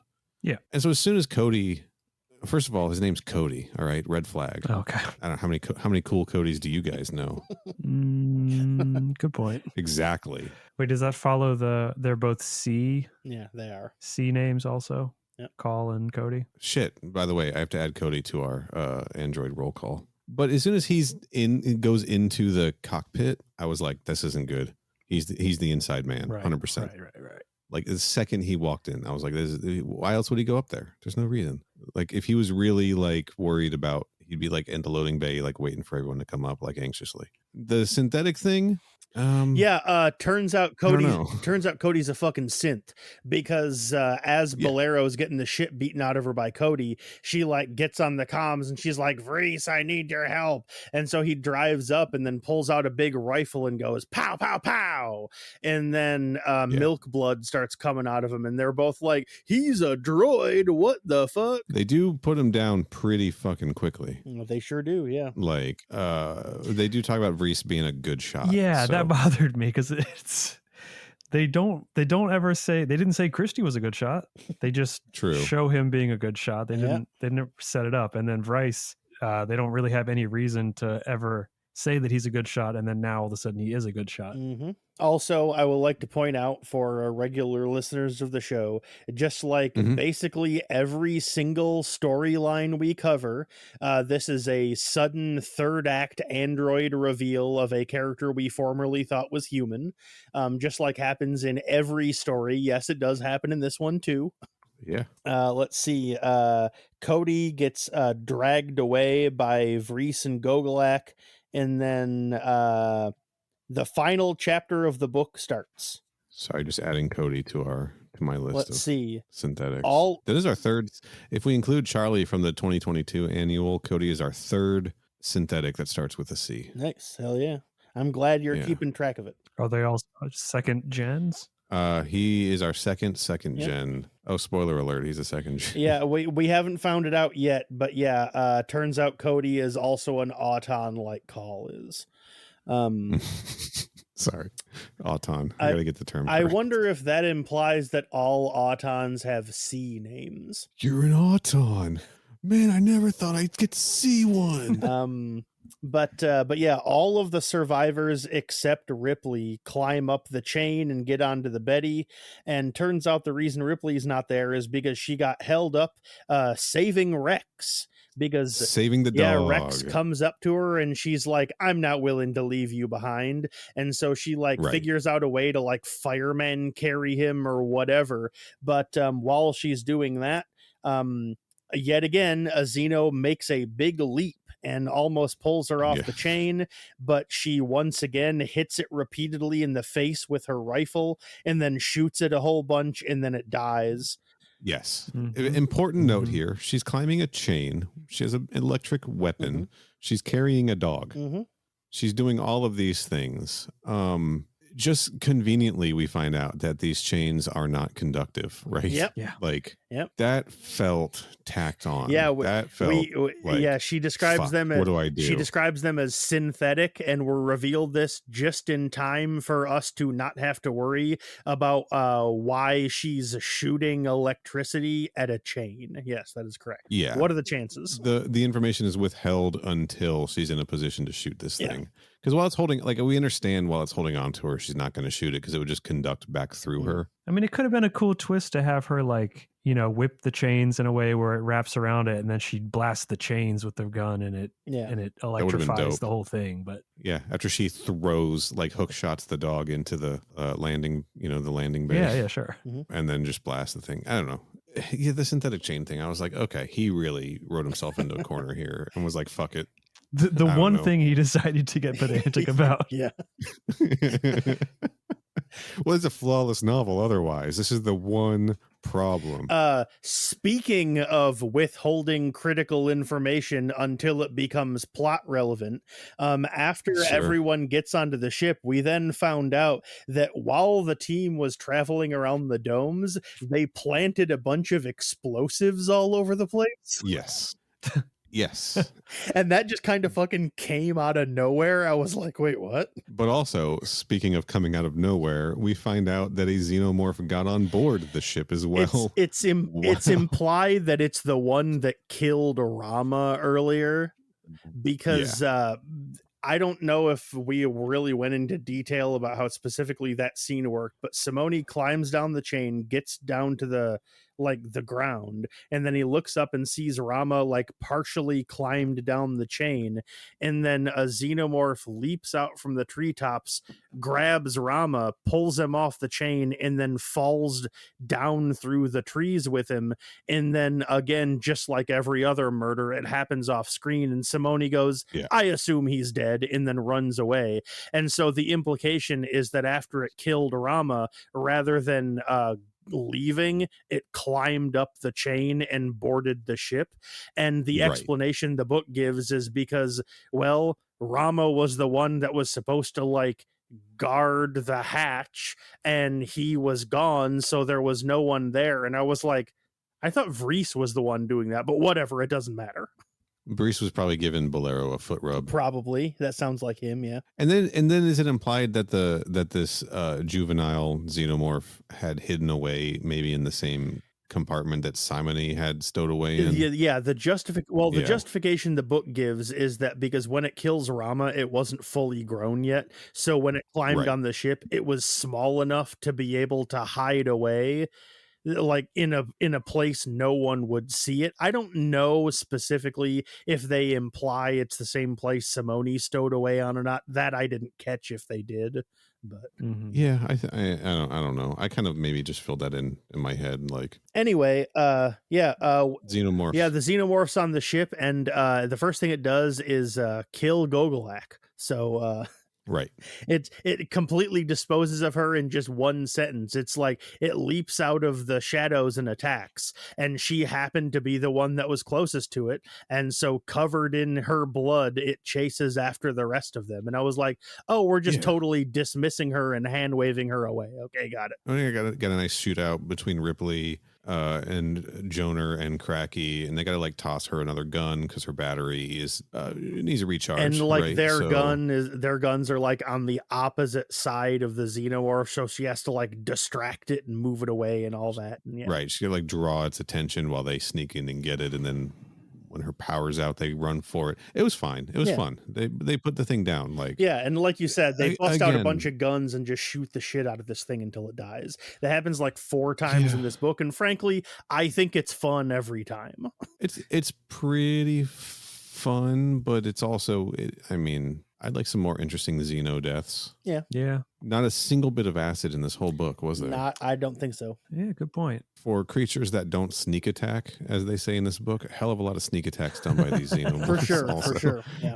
Like every single time, except for when the one like jumps out in front of the Walmart cart. Yeah. And anyway, so yeah, xenomorph's dead. Everyone's on board, right? Yep.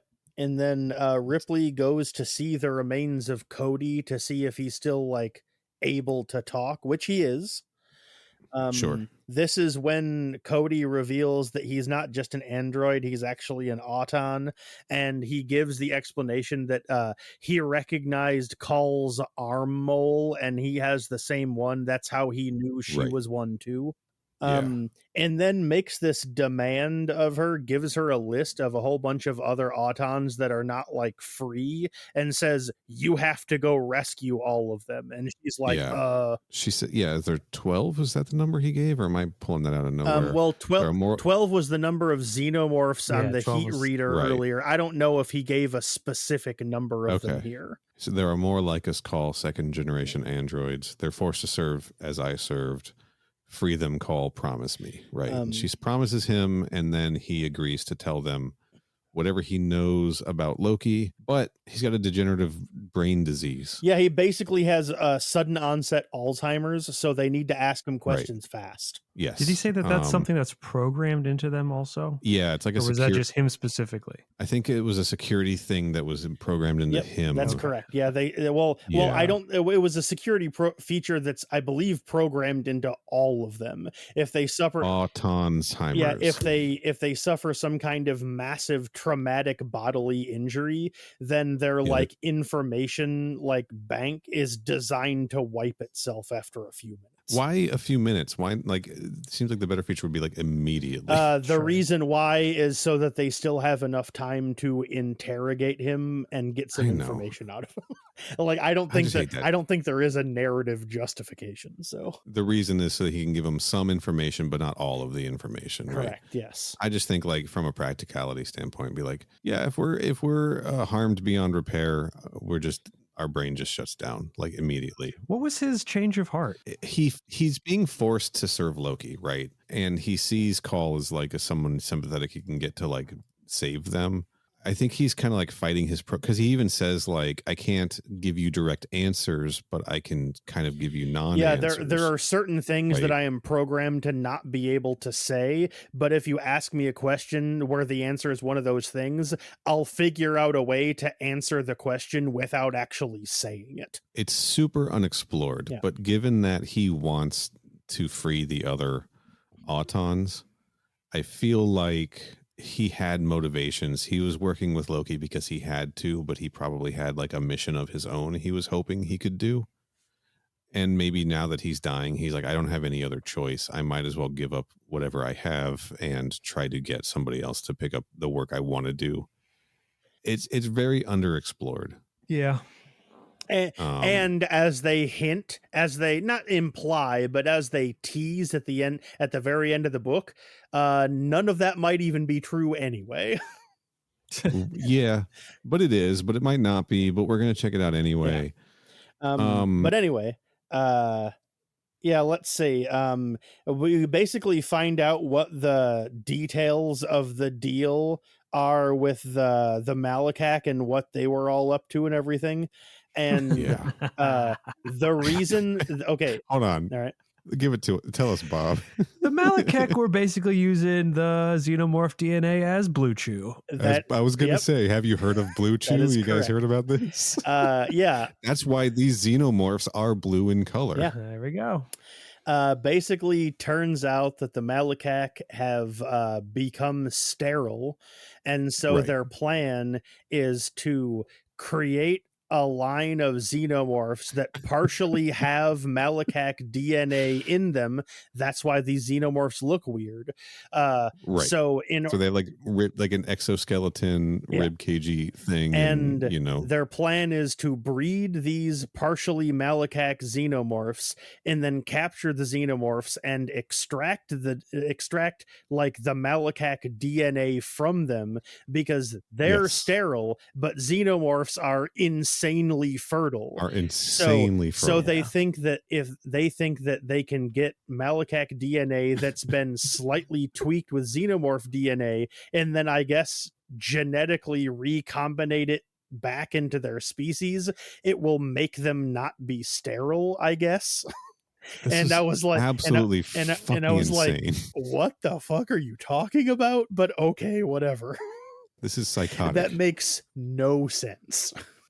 This also kind of tracks a little bit with the pathogen and the way it can mutate and take on characteristics. And I don't know. Yeah. Like, again, nothing here screams incompatible with Prometheus lore except for some aesthetics. Yeah. Right. Yeah. Sure, man. All right. I guess. I'm not saying it's smart, but it is compatible, I guess. It's not. Yeah, I agree. Yeah. I mean, here's the thing. The plan, okay, for the narrative of the book, it makes sense as an explanation for what's going on, but as an actual piece of information, it doesn't make any sense at all. Right. Sorry, all I can think about is like engineers using the pathogen for lube. Yeah, pretty much. I mean, that's effectively what's going on here. Yeah. And then the book doesn't, just as a topical, to get it going. The book doesn't actually end here, but the end of the book is Ripley hitting the button on the remote control to blow up the entire domes, and then they fly away. But she does think that she sees one of the Xenomorphs fly out of the dome before it explodes. So it's a good thing they blasted away as fast as possible. That's right. Right. Yeah, I like that he's teasing like, oh, these Xenomorphs could still be out there. We don't know. We're never going to see them again. Or not. That's correct. No. And then we finally have an epilogue where Joner, Call, Vreese, and Bolero all to get together to have a drink in memory and honor of Rama. and then most of them just continue to keep drinking for a while after that, and then it kind of turns into a party. And then there's a scene here where Jonah and Call have a moment where they're real with each other. And I should specify that in my notes, moment and real were both capitalized. Right. Where Jonah basically is like, hey, so do you think Cody rather was like lying or telling the truth when you said that? Or when he said that about all those other Autons? And Call's like, I don't know. And Jonah goes, well, and then you can kind of picture him. He's like, awkwardly like kicking his feet and like rubbing the back of his neck. And he's like, well, if you ever want my help going to look for those guys, just kind of like let me know. And she goes, yeah, all right, I'll do that. And he goes, cool, I'm going to get back to drinking. And then he just walks away. Cool dude. What a cool dude he is. And the final scene of the book is Ripley wakes up in the middle of the night to go to the cargo bay and hang out with Rex.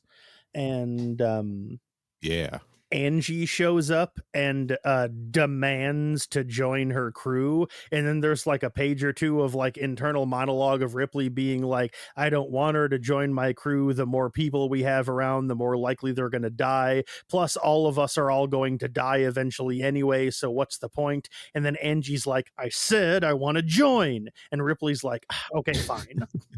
What? They don't need another small little person on there. It's just another mouth to feed. That's right. It didn't really, didn't pay off much, did it? She probably eats less than Rama. Yeah, probably. Yeah, probably.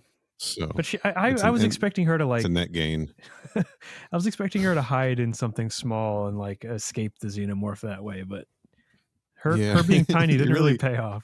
No, they did really kind of set up for that. The only tension was like, she's so small, she's not going to be able to climb the chain. Yeah. And she does struggle climbing the chain, but also she climbs the chain. Yeah. Like, fine. Yeah. Like, well enough. I don't know. And then there's this really weird part. Well, I suppose it's only really weird in retrospect, where after Ripley agrees to let her join the crew, Ripley again has another internal monologue about how they're going to, use this new crew now that they're back together, now that they've figured out more about Loki. They're going to bring the fight to Loki and track him down and take care of business and bring the fight to them and all that. And how many times Neil, has an alien story ended that way? Was it River of Pain that was like the two people are like, oh, we're going to track down and we're going to take down Weyland-Yutani, and then we just never hear from them again? I think it happened in that. It definitely happened in the Spinner Colony Survivors revival. And it also happens here. Ripley 8 is like, we're going to take the fight to them. And then the storyline just gets completely dropped. And as far as I know, no story in the franchise ever picks up where this story leaves off. And so that's just it. Yeah, that's it. And that's how the book ends. Who knows? Maybe Alien versus Predator versus Terminator is a direct sequel to this. Maybe that's where the second generation Autons come in. Maybe could be. Who knows?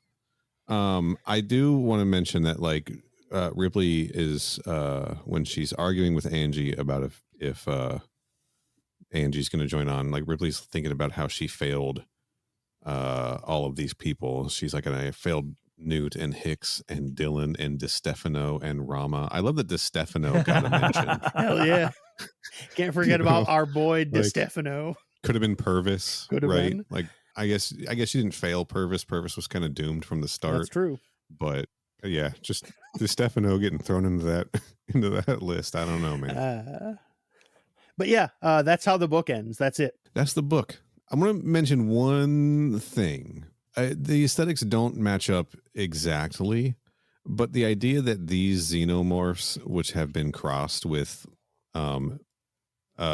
engineered DNA, for lack of the proper term, because I'm not looking at it anymore. The Malakak DNA have one thing that was mentioned was that their heads were unusually large for their bodies. That strikes me of the Deacon. All right. Right? Yeah, that's fair. Which is a xenomorph sort of crossed with engineered DNA right from the end of Prometheus, a proto xenomorph. Yeah, I would say, Bob, like, I don't need Bob, if you don't remember, the Deacon is the little xenomorph type guy that pops out of the engineer at the very end, final scene of Prometheus. Kind of looks like the scientist guy from Nightmare Before Christmas. Yeah. Yeah, kind of. Yes. Yeah. That's a fair comparison.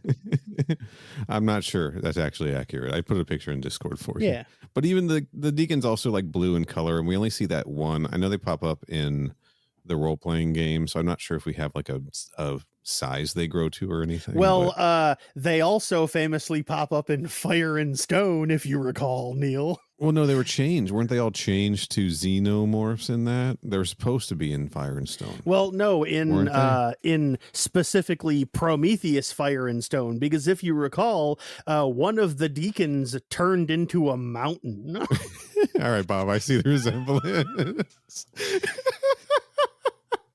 Right. I'm sorry, Kenny. You're right. That's right. Sorry. Too many funny things happening at the exact same time. No, you're good. You're good. Because, Kenny, I totally forgot that it is heavily implied in the Fire and Stone saga that the Deacon from Prometheus grows into a living biological mountain. That is correct, yes.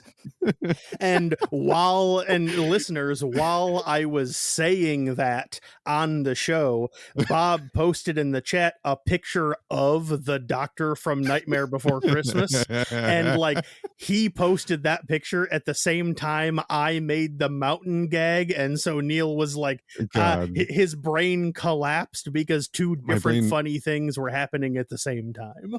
I could feel it tearing itself in half. I should probably see a doctor about that. Holy shit. All right.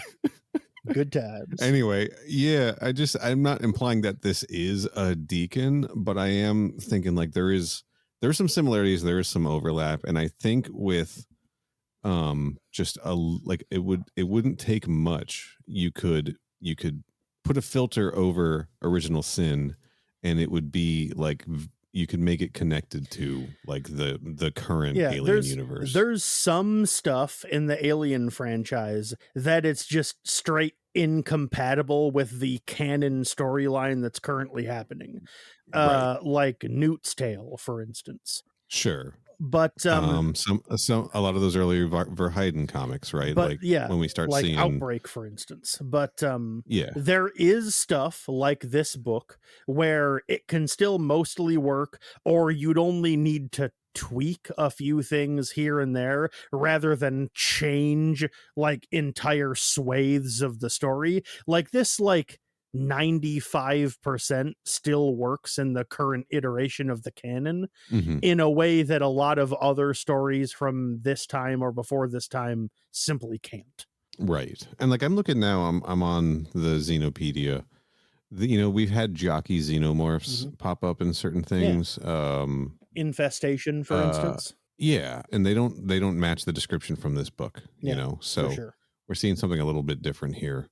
Yeah, a different interpretation of it that feels, I don't know, somewhere in between these designs, this could exist. So I'm not like super into forcing everything to fit into canon. And I think that the stuff that doesn't is still valuable. And like, who cares? We should be able to pick and choose the things that we like, and we shouldn't have to make everything fit together. For sure. As a lifelong comic book fan, like I just have never had the patience for like continuity.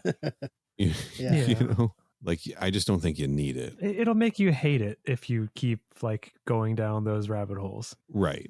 But it is still sort of fun to be able to be like, well, I really enjoyed this and I could see how this could fit in. But that's all. Like that's as far as I'm really going with this. Sure. I'm not trying to force things into canon.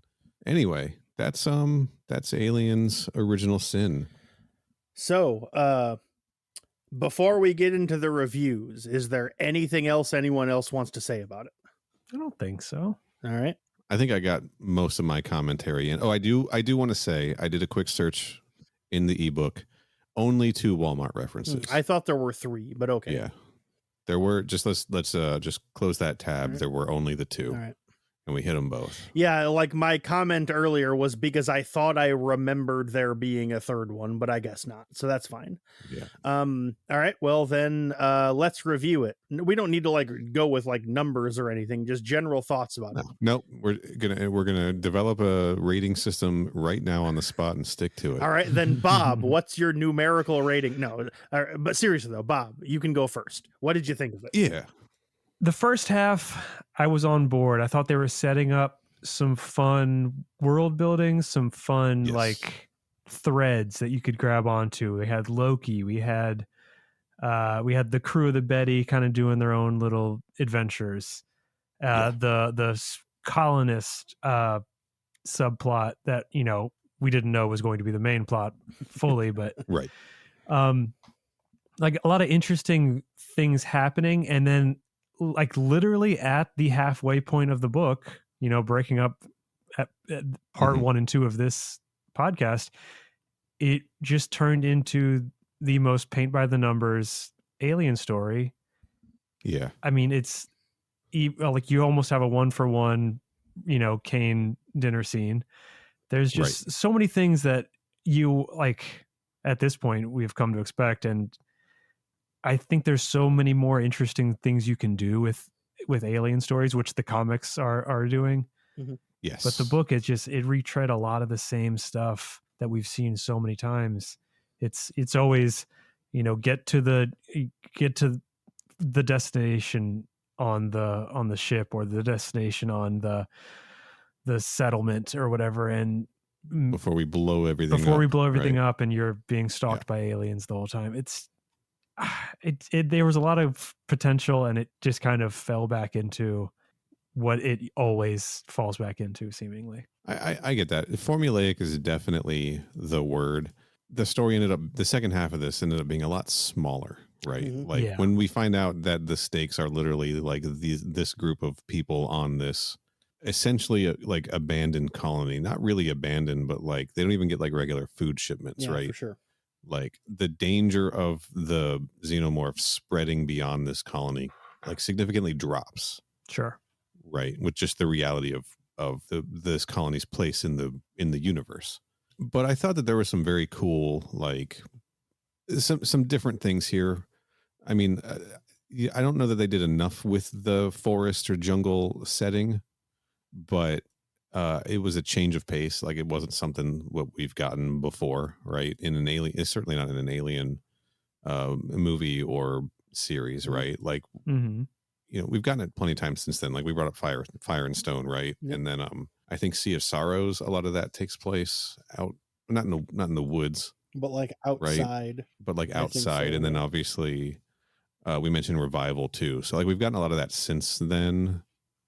But I don't know much of what we got in terms of like aliens climbing trees before this. I'm sure there was stuff that I just haven't read, but for sure. But I don't think it did anything particularly interesting with any of that, right? It was just sort of set dressing, and it was still the same aliens just sort of popping out and grabbing people just in trees at night, as opposed to like in the dark corners of a space station or a colony. For sure. Yeah. But I had fun reading it. I sat down and I read this thing, and like I did, like the second half of this, especially like the last like 5 chapters were so action heavy in particular. Yeah, they sure were. That I really did just keep finding myself like just turning the pages, like it wasn't a slog to get through when I sat down to finish reading it last night. And I was kind of feeling like it was gonna be, but just stuff just kept happening and happening and happening, and it kept me going. So overall, I think it was a pretty fun read, because even the first half like moved pretty good, and I was into the world building, and then the second half was just very action heavy, and I wanted to see how all the colonists died, but they do feel disjointed. Like they don't feel like two halves of the same whole a little bit. Yeah, I think the action parts, because they were, I mean, that section of the book was a little more on the formulaic side. I think that's kind of where I know I personally like kind of lost interest in the plot, because it just like, we've seen a lot of these things happen, and it was just nothing. It wasn't bringing a lot to the table that I hadn't seen before. Yeah. So just it wasn't bad. It was just it wasn't. I think my hopes were a lot higher on the first half. Yeah, no, there's a lot of like interesting things here that didn't get explored or abandoned and never will. Yeah, right? never will. Because again, we don't like. I've looked at the Xenopedia page for Loki. This is the only time they appear. You know, Sure is. There's just no more of this. And if this had been like the first out of like a book trilogy, maybe like if this had been the setup for Ripley and Call and the Betty going after this organization and by extension going after the Malakak, like that would have been very cool. Yeah. But yeah, we never get that. So this just feels like a pilot episode for something. For sure. This is like when they like, this is like the Aragon movie, right?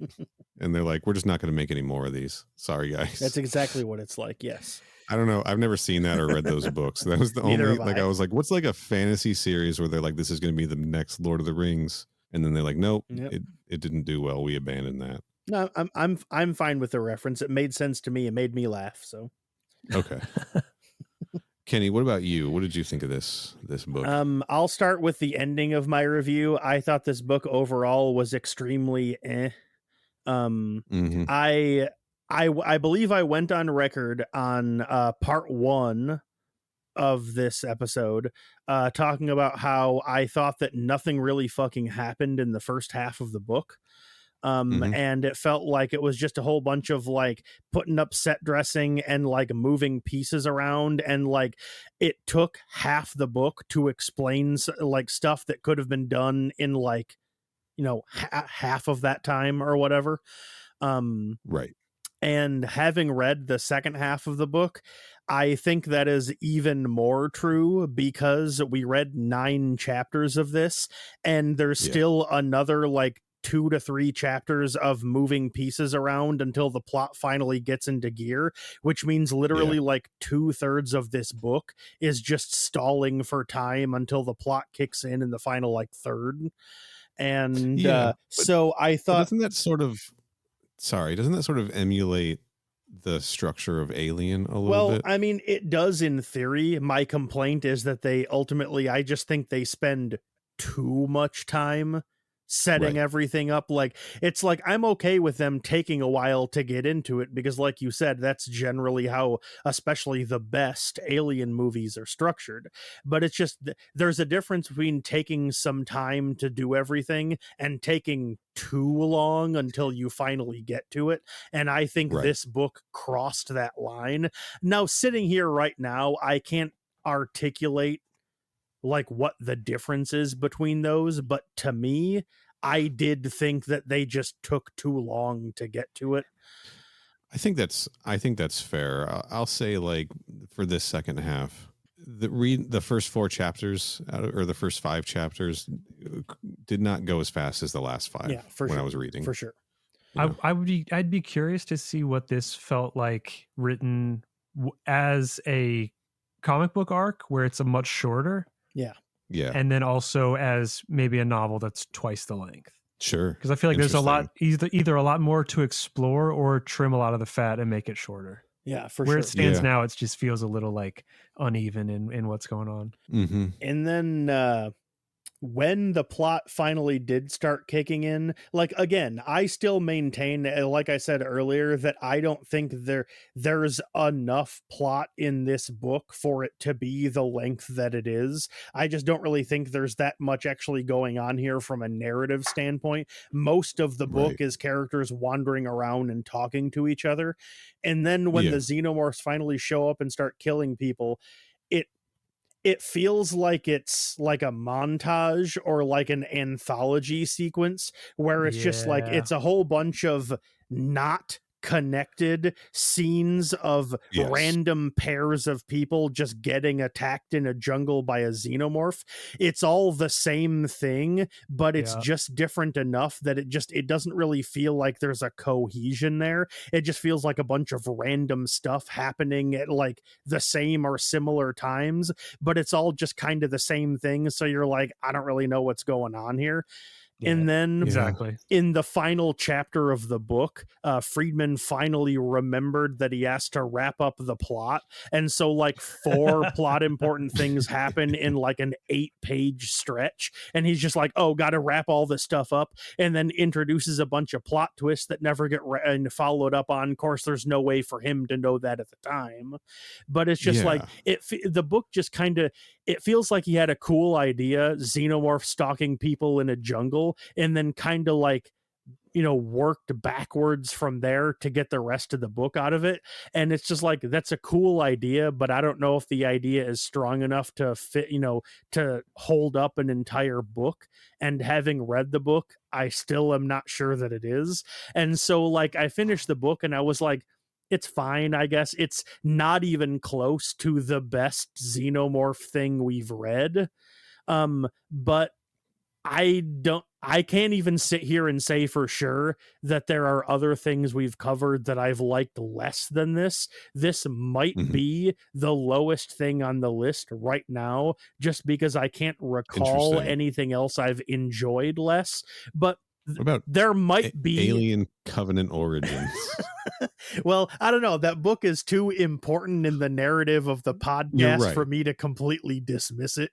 Like we talk about it too much.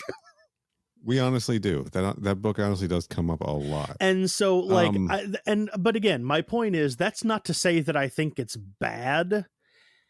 It's just, I think that I don't know that there's anything we've come across that I've enjoyed less. But again, that's not to say I didn't like it. It's just all the other stuff we've covered, unless I'm forgetting something, I think I've just liked all the other stuff more. This book is extremely mid to me is what I'm trying to say. Sure.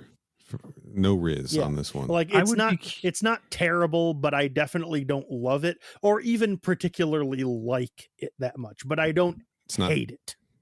It's not very skibbity. Correct. Yes. I don't fucking know. I don't know. It's fine. I'd be curious to see like publisher notes or something like that. Just on like, it seems like he was trying to set up this Loki thing for, getting, hey, we're going to write you a contract to write 6 more of these books. Yeah. Then you can explore the Loki thing. I wonder if that was like, his way of trying to like set himself up for more work. Or what this book would look like if he had just written it as like a fan thing of like, no expectations of it turning into anything more if it's just a story he wanted to tell. Because it does seem like there's a lot there that just doesn't really get followed up on or just completely abandoned. For sure. Right. Now he did co-write a Predator novel as well with Robert Greenberger. Mm-hmm. So it's not like they didn't like come back to him for these properties, right? I mean, that was in 2007. He wrote that. He co-wrote it. So I believe that would be after this book. Yeah, because this was what 2005, I think. So. But maybe they were like they read this and they were like, hey, "We're going to team you up with somebody on the next one." I kind of appreciate the briskness of this one a little bit. Again, I don't think it's saying anything super important. I don't think it adds anything to the lore. Mm-hmm. But man, I was at the bookstore the other day. I was looking at just like how thick like Inferno's Fall and Into Charybdis are. Mm-hmm. And I was just like, God, these novels, these current ones, they're like 500 fucking pages. Yeah. I don't know. Sure I sort of appreciate like a 250 page, give or take, jaunt through like, a space forest with aliens around. To your point about the structure of all this stuff, all these kind of vignettes of people dying at the end, it's kind of got the pacing of like Friday the 13th Part 7, right? Where by the time everyone is sort of aware of Jason, he's just sort of popping from place to place, taking out all of the teens in different ways.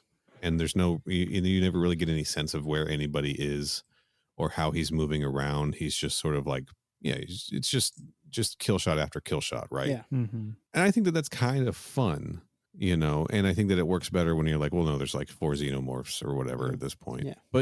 But it is kind of, this book does kind of feel like empty calories in the same way that Friday the 13th Part 7 is, right? Where again, we're not doing anything like there's some interesting ideas here, but like this has been going on for a long time, and we don't have a lot of great ideas at this point. We're just doing another like, one. Yeah. We're just kind of doing another one, and we just need enough interesting sort of new stuff in there to keep people's attention.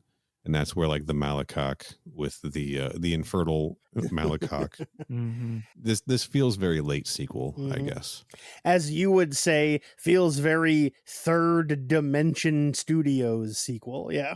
This has the energy of like the Crow direct to DVD, right? Yeah. Like Crow Salvation, exactly. But also, I like that stuff. I'll watch. I know you do. I'll watch From Dusk Till Dawn 3, The Hangman's Daughter tonight.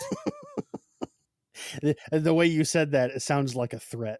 I'm going to watch it tonight if you don't watch out. Watch me, motherfucker. It's actually a prequel to the first movie. Classic. Anyway, I don't know. I think we did it. Yeah, I don't have anything else. Yeah. I think ultimately this one is fine. I think I think it's a fast enough read. If you know that, like, it's worth checking out if you just want like a breezy alien story and you want some more Joner. I will say, like, for the most part, with the exception of Ripley, like Joner felt like Joner, Call felt like Call, right? Yeah. Like the characters sort of do feel like the movie versions of themselves. Yeah. The Ripley inconsistencies, maybe that's something that only bothered me. You know, maybe your mileage may vary on those, but like, yeah, if you just want to kind of hang out with Joner again, yeah. You could do worse, right? Yeah, if you want to read all the scenes with Vries in it and then picture in your mind Dominique Pignon doing all that stuff, you can do it and it'll work. That's what I did. Yeah. So this will be releasing for time of this recording now, probably in about 2 weeks, which puts us around Christmas. Give or take, yeah. It is the 10th as we are reading it. I think because of holidays and scheduling and all of those things, I'm not saying we're going to take a hiatus here, but I think we should probably dive into something a little light, Kenny, before we continue on with our Alien Resurrection section. All right. We are going to have another issue of the Marvel, of the Descendant. What's the new arc called? Descendant. Another issue of Descendant is coming out, which we'll have to tackle immediately. But we'll put that out after these episodes. But I'm thinking we should maybe take a little bit of pause and check out some Predator content. All right. What do you have in mind? I'm thinking, have you heard about this Predator versus Wolverine series from Marvel Comics? I've heard the name mentioned. I don't really know anything about it other than its existence, though. Maybe we should check out our favorite Canadian mutant fighting a Predator.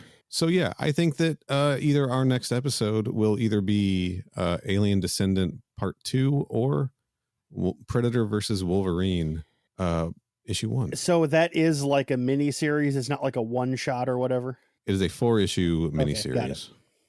Cool. Yes, I believe only 3 of them are out right now.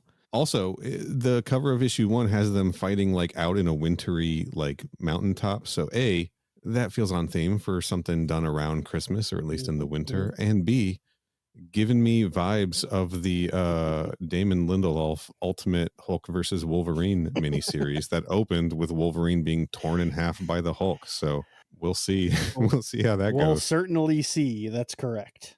Yeah, I think it's time to wrap this up. Bob, tell everybody your stuff. Hey, I was born in Salt Lake City, November 21st, 1986. You want to start at the beginning, or? Yeah, social. Don't forget, we talked about this. You got to give your social security number. Okay, Your 624. current address. I do a podcast called The Flock. It's about video games and etc. You might recognize a voice, a familiar voice on the 2 episodes ago where Kenny was on with me and Behemoth. I sure was. Probably several episodes ago, but I'm going to put a link in the notes to that episode and only that episode. Okay. It's a good episode. Yeah. You should listen to it. We totally roast Bob's ass multiple times on the episode. Right. It's great. Okay. All right. I actually downloaded the episode and I am hosting it somewhere else, and I'm going to link to that so that you don't get any people going to your feed. Excellent. Love it. Okay. Yeah. I'll have my lawyers contact you. they can try. I also do Twitch streaming at twitch.tv/respectable street. That's it.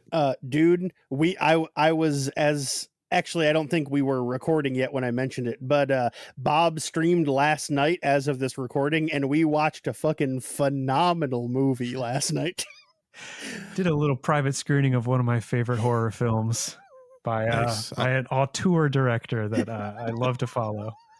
I didn't make it to that. I was busy reading Alien's Original Sin. You missed some just phenomenal camera, or not even just camera work, just movie making in general, my guy. We're watching Evil Bong. It's a horror short by famed director Anthony J. Kinchin. It was called Dead Phone Lines, I believe. It was called Dead Phone Lines 2. Oh, I don't think Dead Phone Lines 1 exists. Okay, God. I don't think I knew there was a 2, but yes, it was absolutely insane, and there were multiple times it was like, what the fuck is this guy doing? Hell yeah. I don't think he even knows what he's doing. His YouTube channel is full of clips of other movies that he's made which aren't finished, and also like a 30-second clip of his brother's open casket at his funeral. Jesus Christ. He also makes music, and he couldn't figure out how to put his music on the internet, so he there's multiple videos of him sitting in his car filming his car stereo while his song plays. Wow. All right. That's so cool. Yeah, he okay. rocks. Bob's stream's always fun. Unless you like things that are orderly and quiet. Look, I'm trying to get it more. I'm trying to be more normal on stream. Well, you're going to lose your target audience. Well. Anyway, go listen to the Flock podcast. Go watch Bob stream twitch.tv/respectable street or nastyfairy.com. Nastyfairy.com. Is that right? Yes. Did you re-up that one again? Yep. Kenny, where can people find you on the internet? I am on Twitter, Blue Sky, and Letterboxd. My handle is the same on all three of them. It is at CYHOBBEZ. I don't really post that often, and like Letterboxd, I don't use it for anything other than just logging the movies that I watch. I don't really engage with other users or really make lists or anything like that. I basically just use it as a diary of everything that I watch. But Nice. And on the other two, I don't really post that often, just because I hate to admit it, but in my heart, I know that I am not a natural born poster, so I don't really post that often, but I do it when I remember to. So check me out on there. I have a Letterboxd account as well. I believe it's Final Neil. At one point, I had listed all of the American Pie movies and direct-to-DVD sequels as 5 out of 5 stars. Of course you did. And then Blade Runner as 4.5 out of 5 stars. Of course you did. And that's all that was there for a while.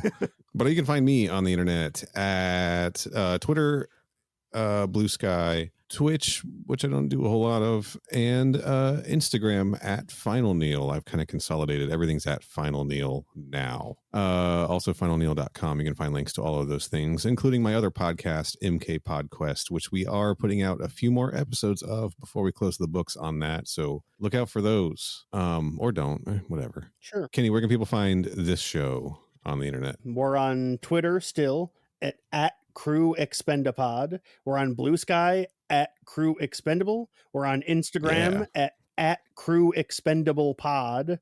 Our website is crewexpendable.net.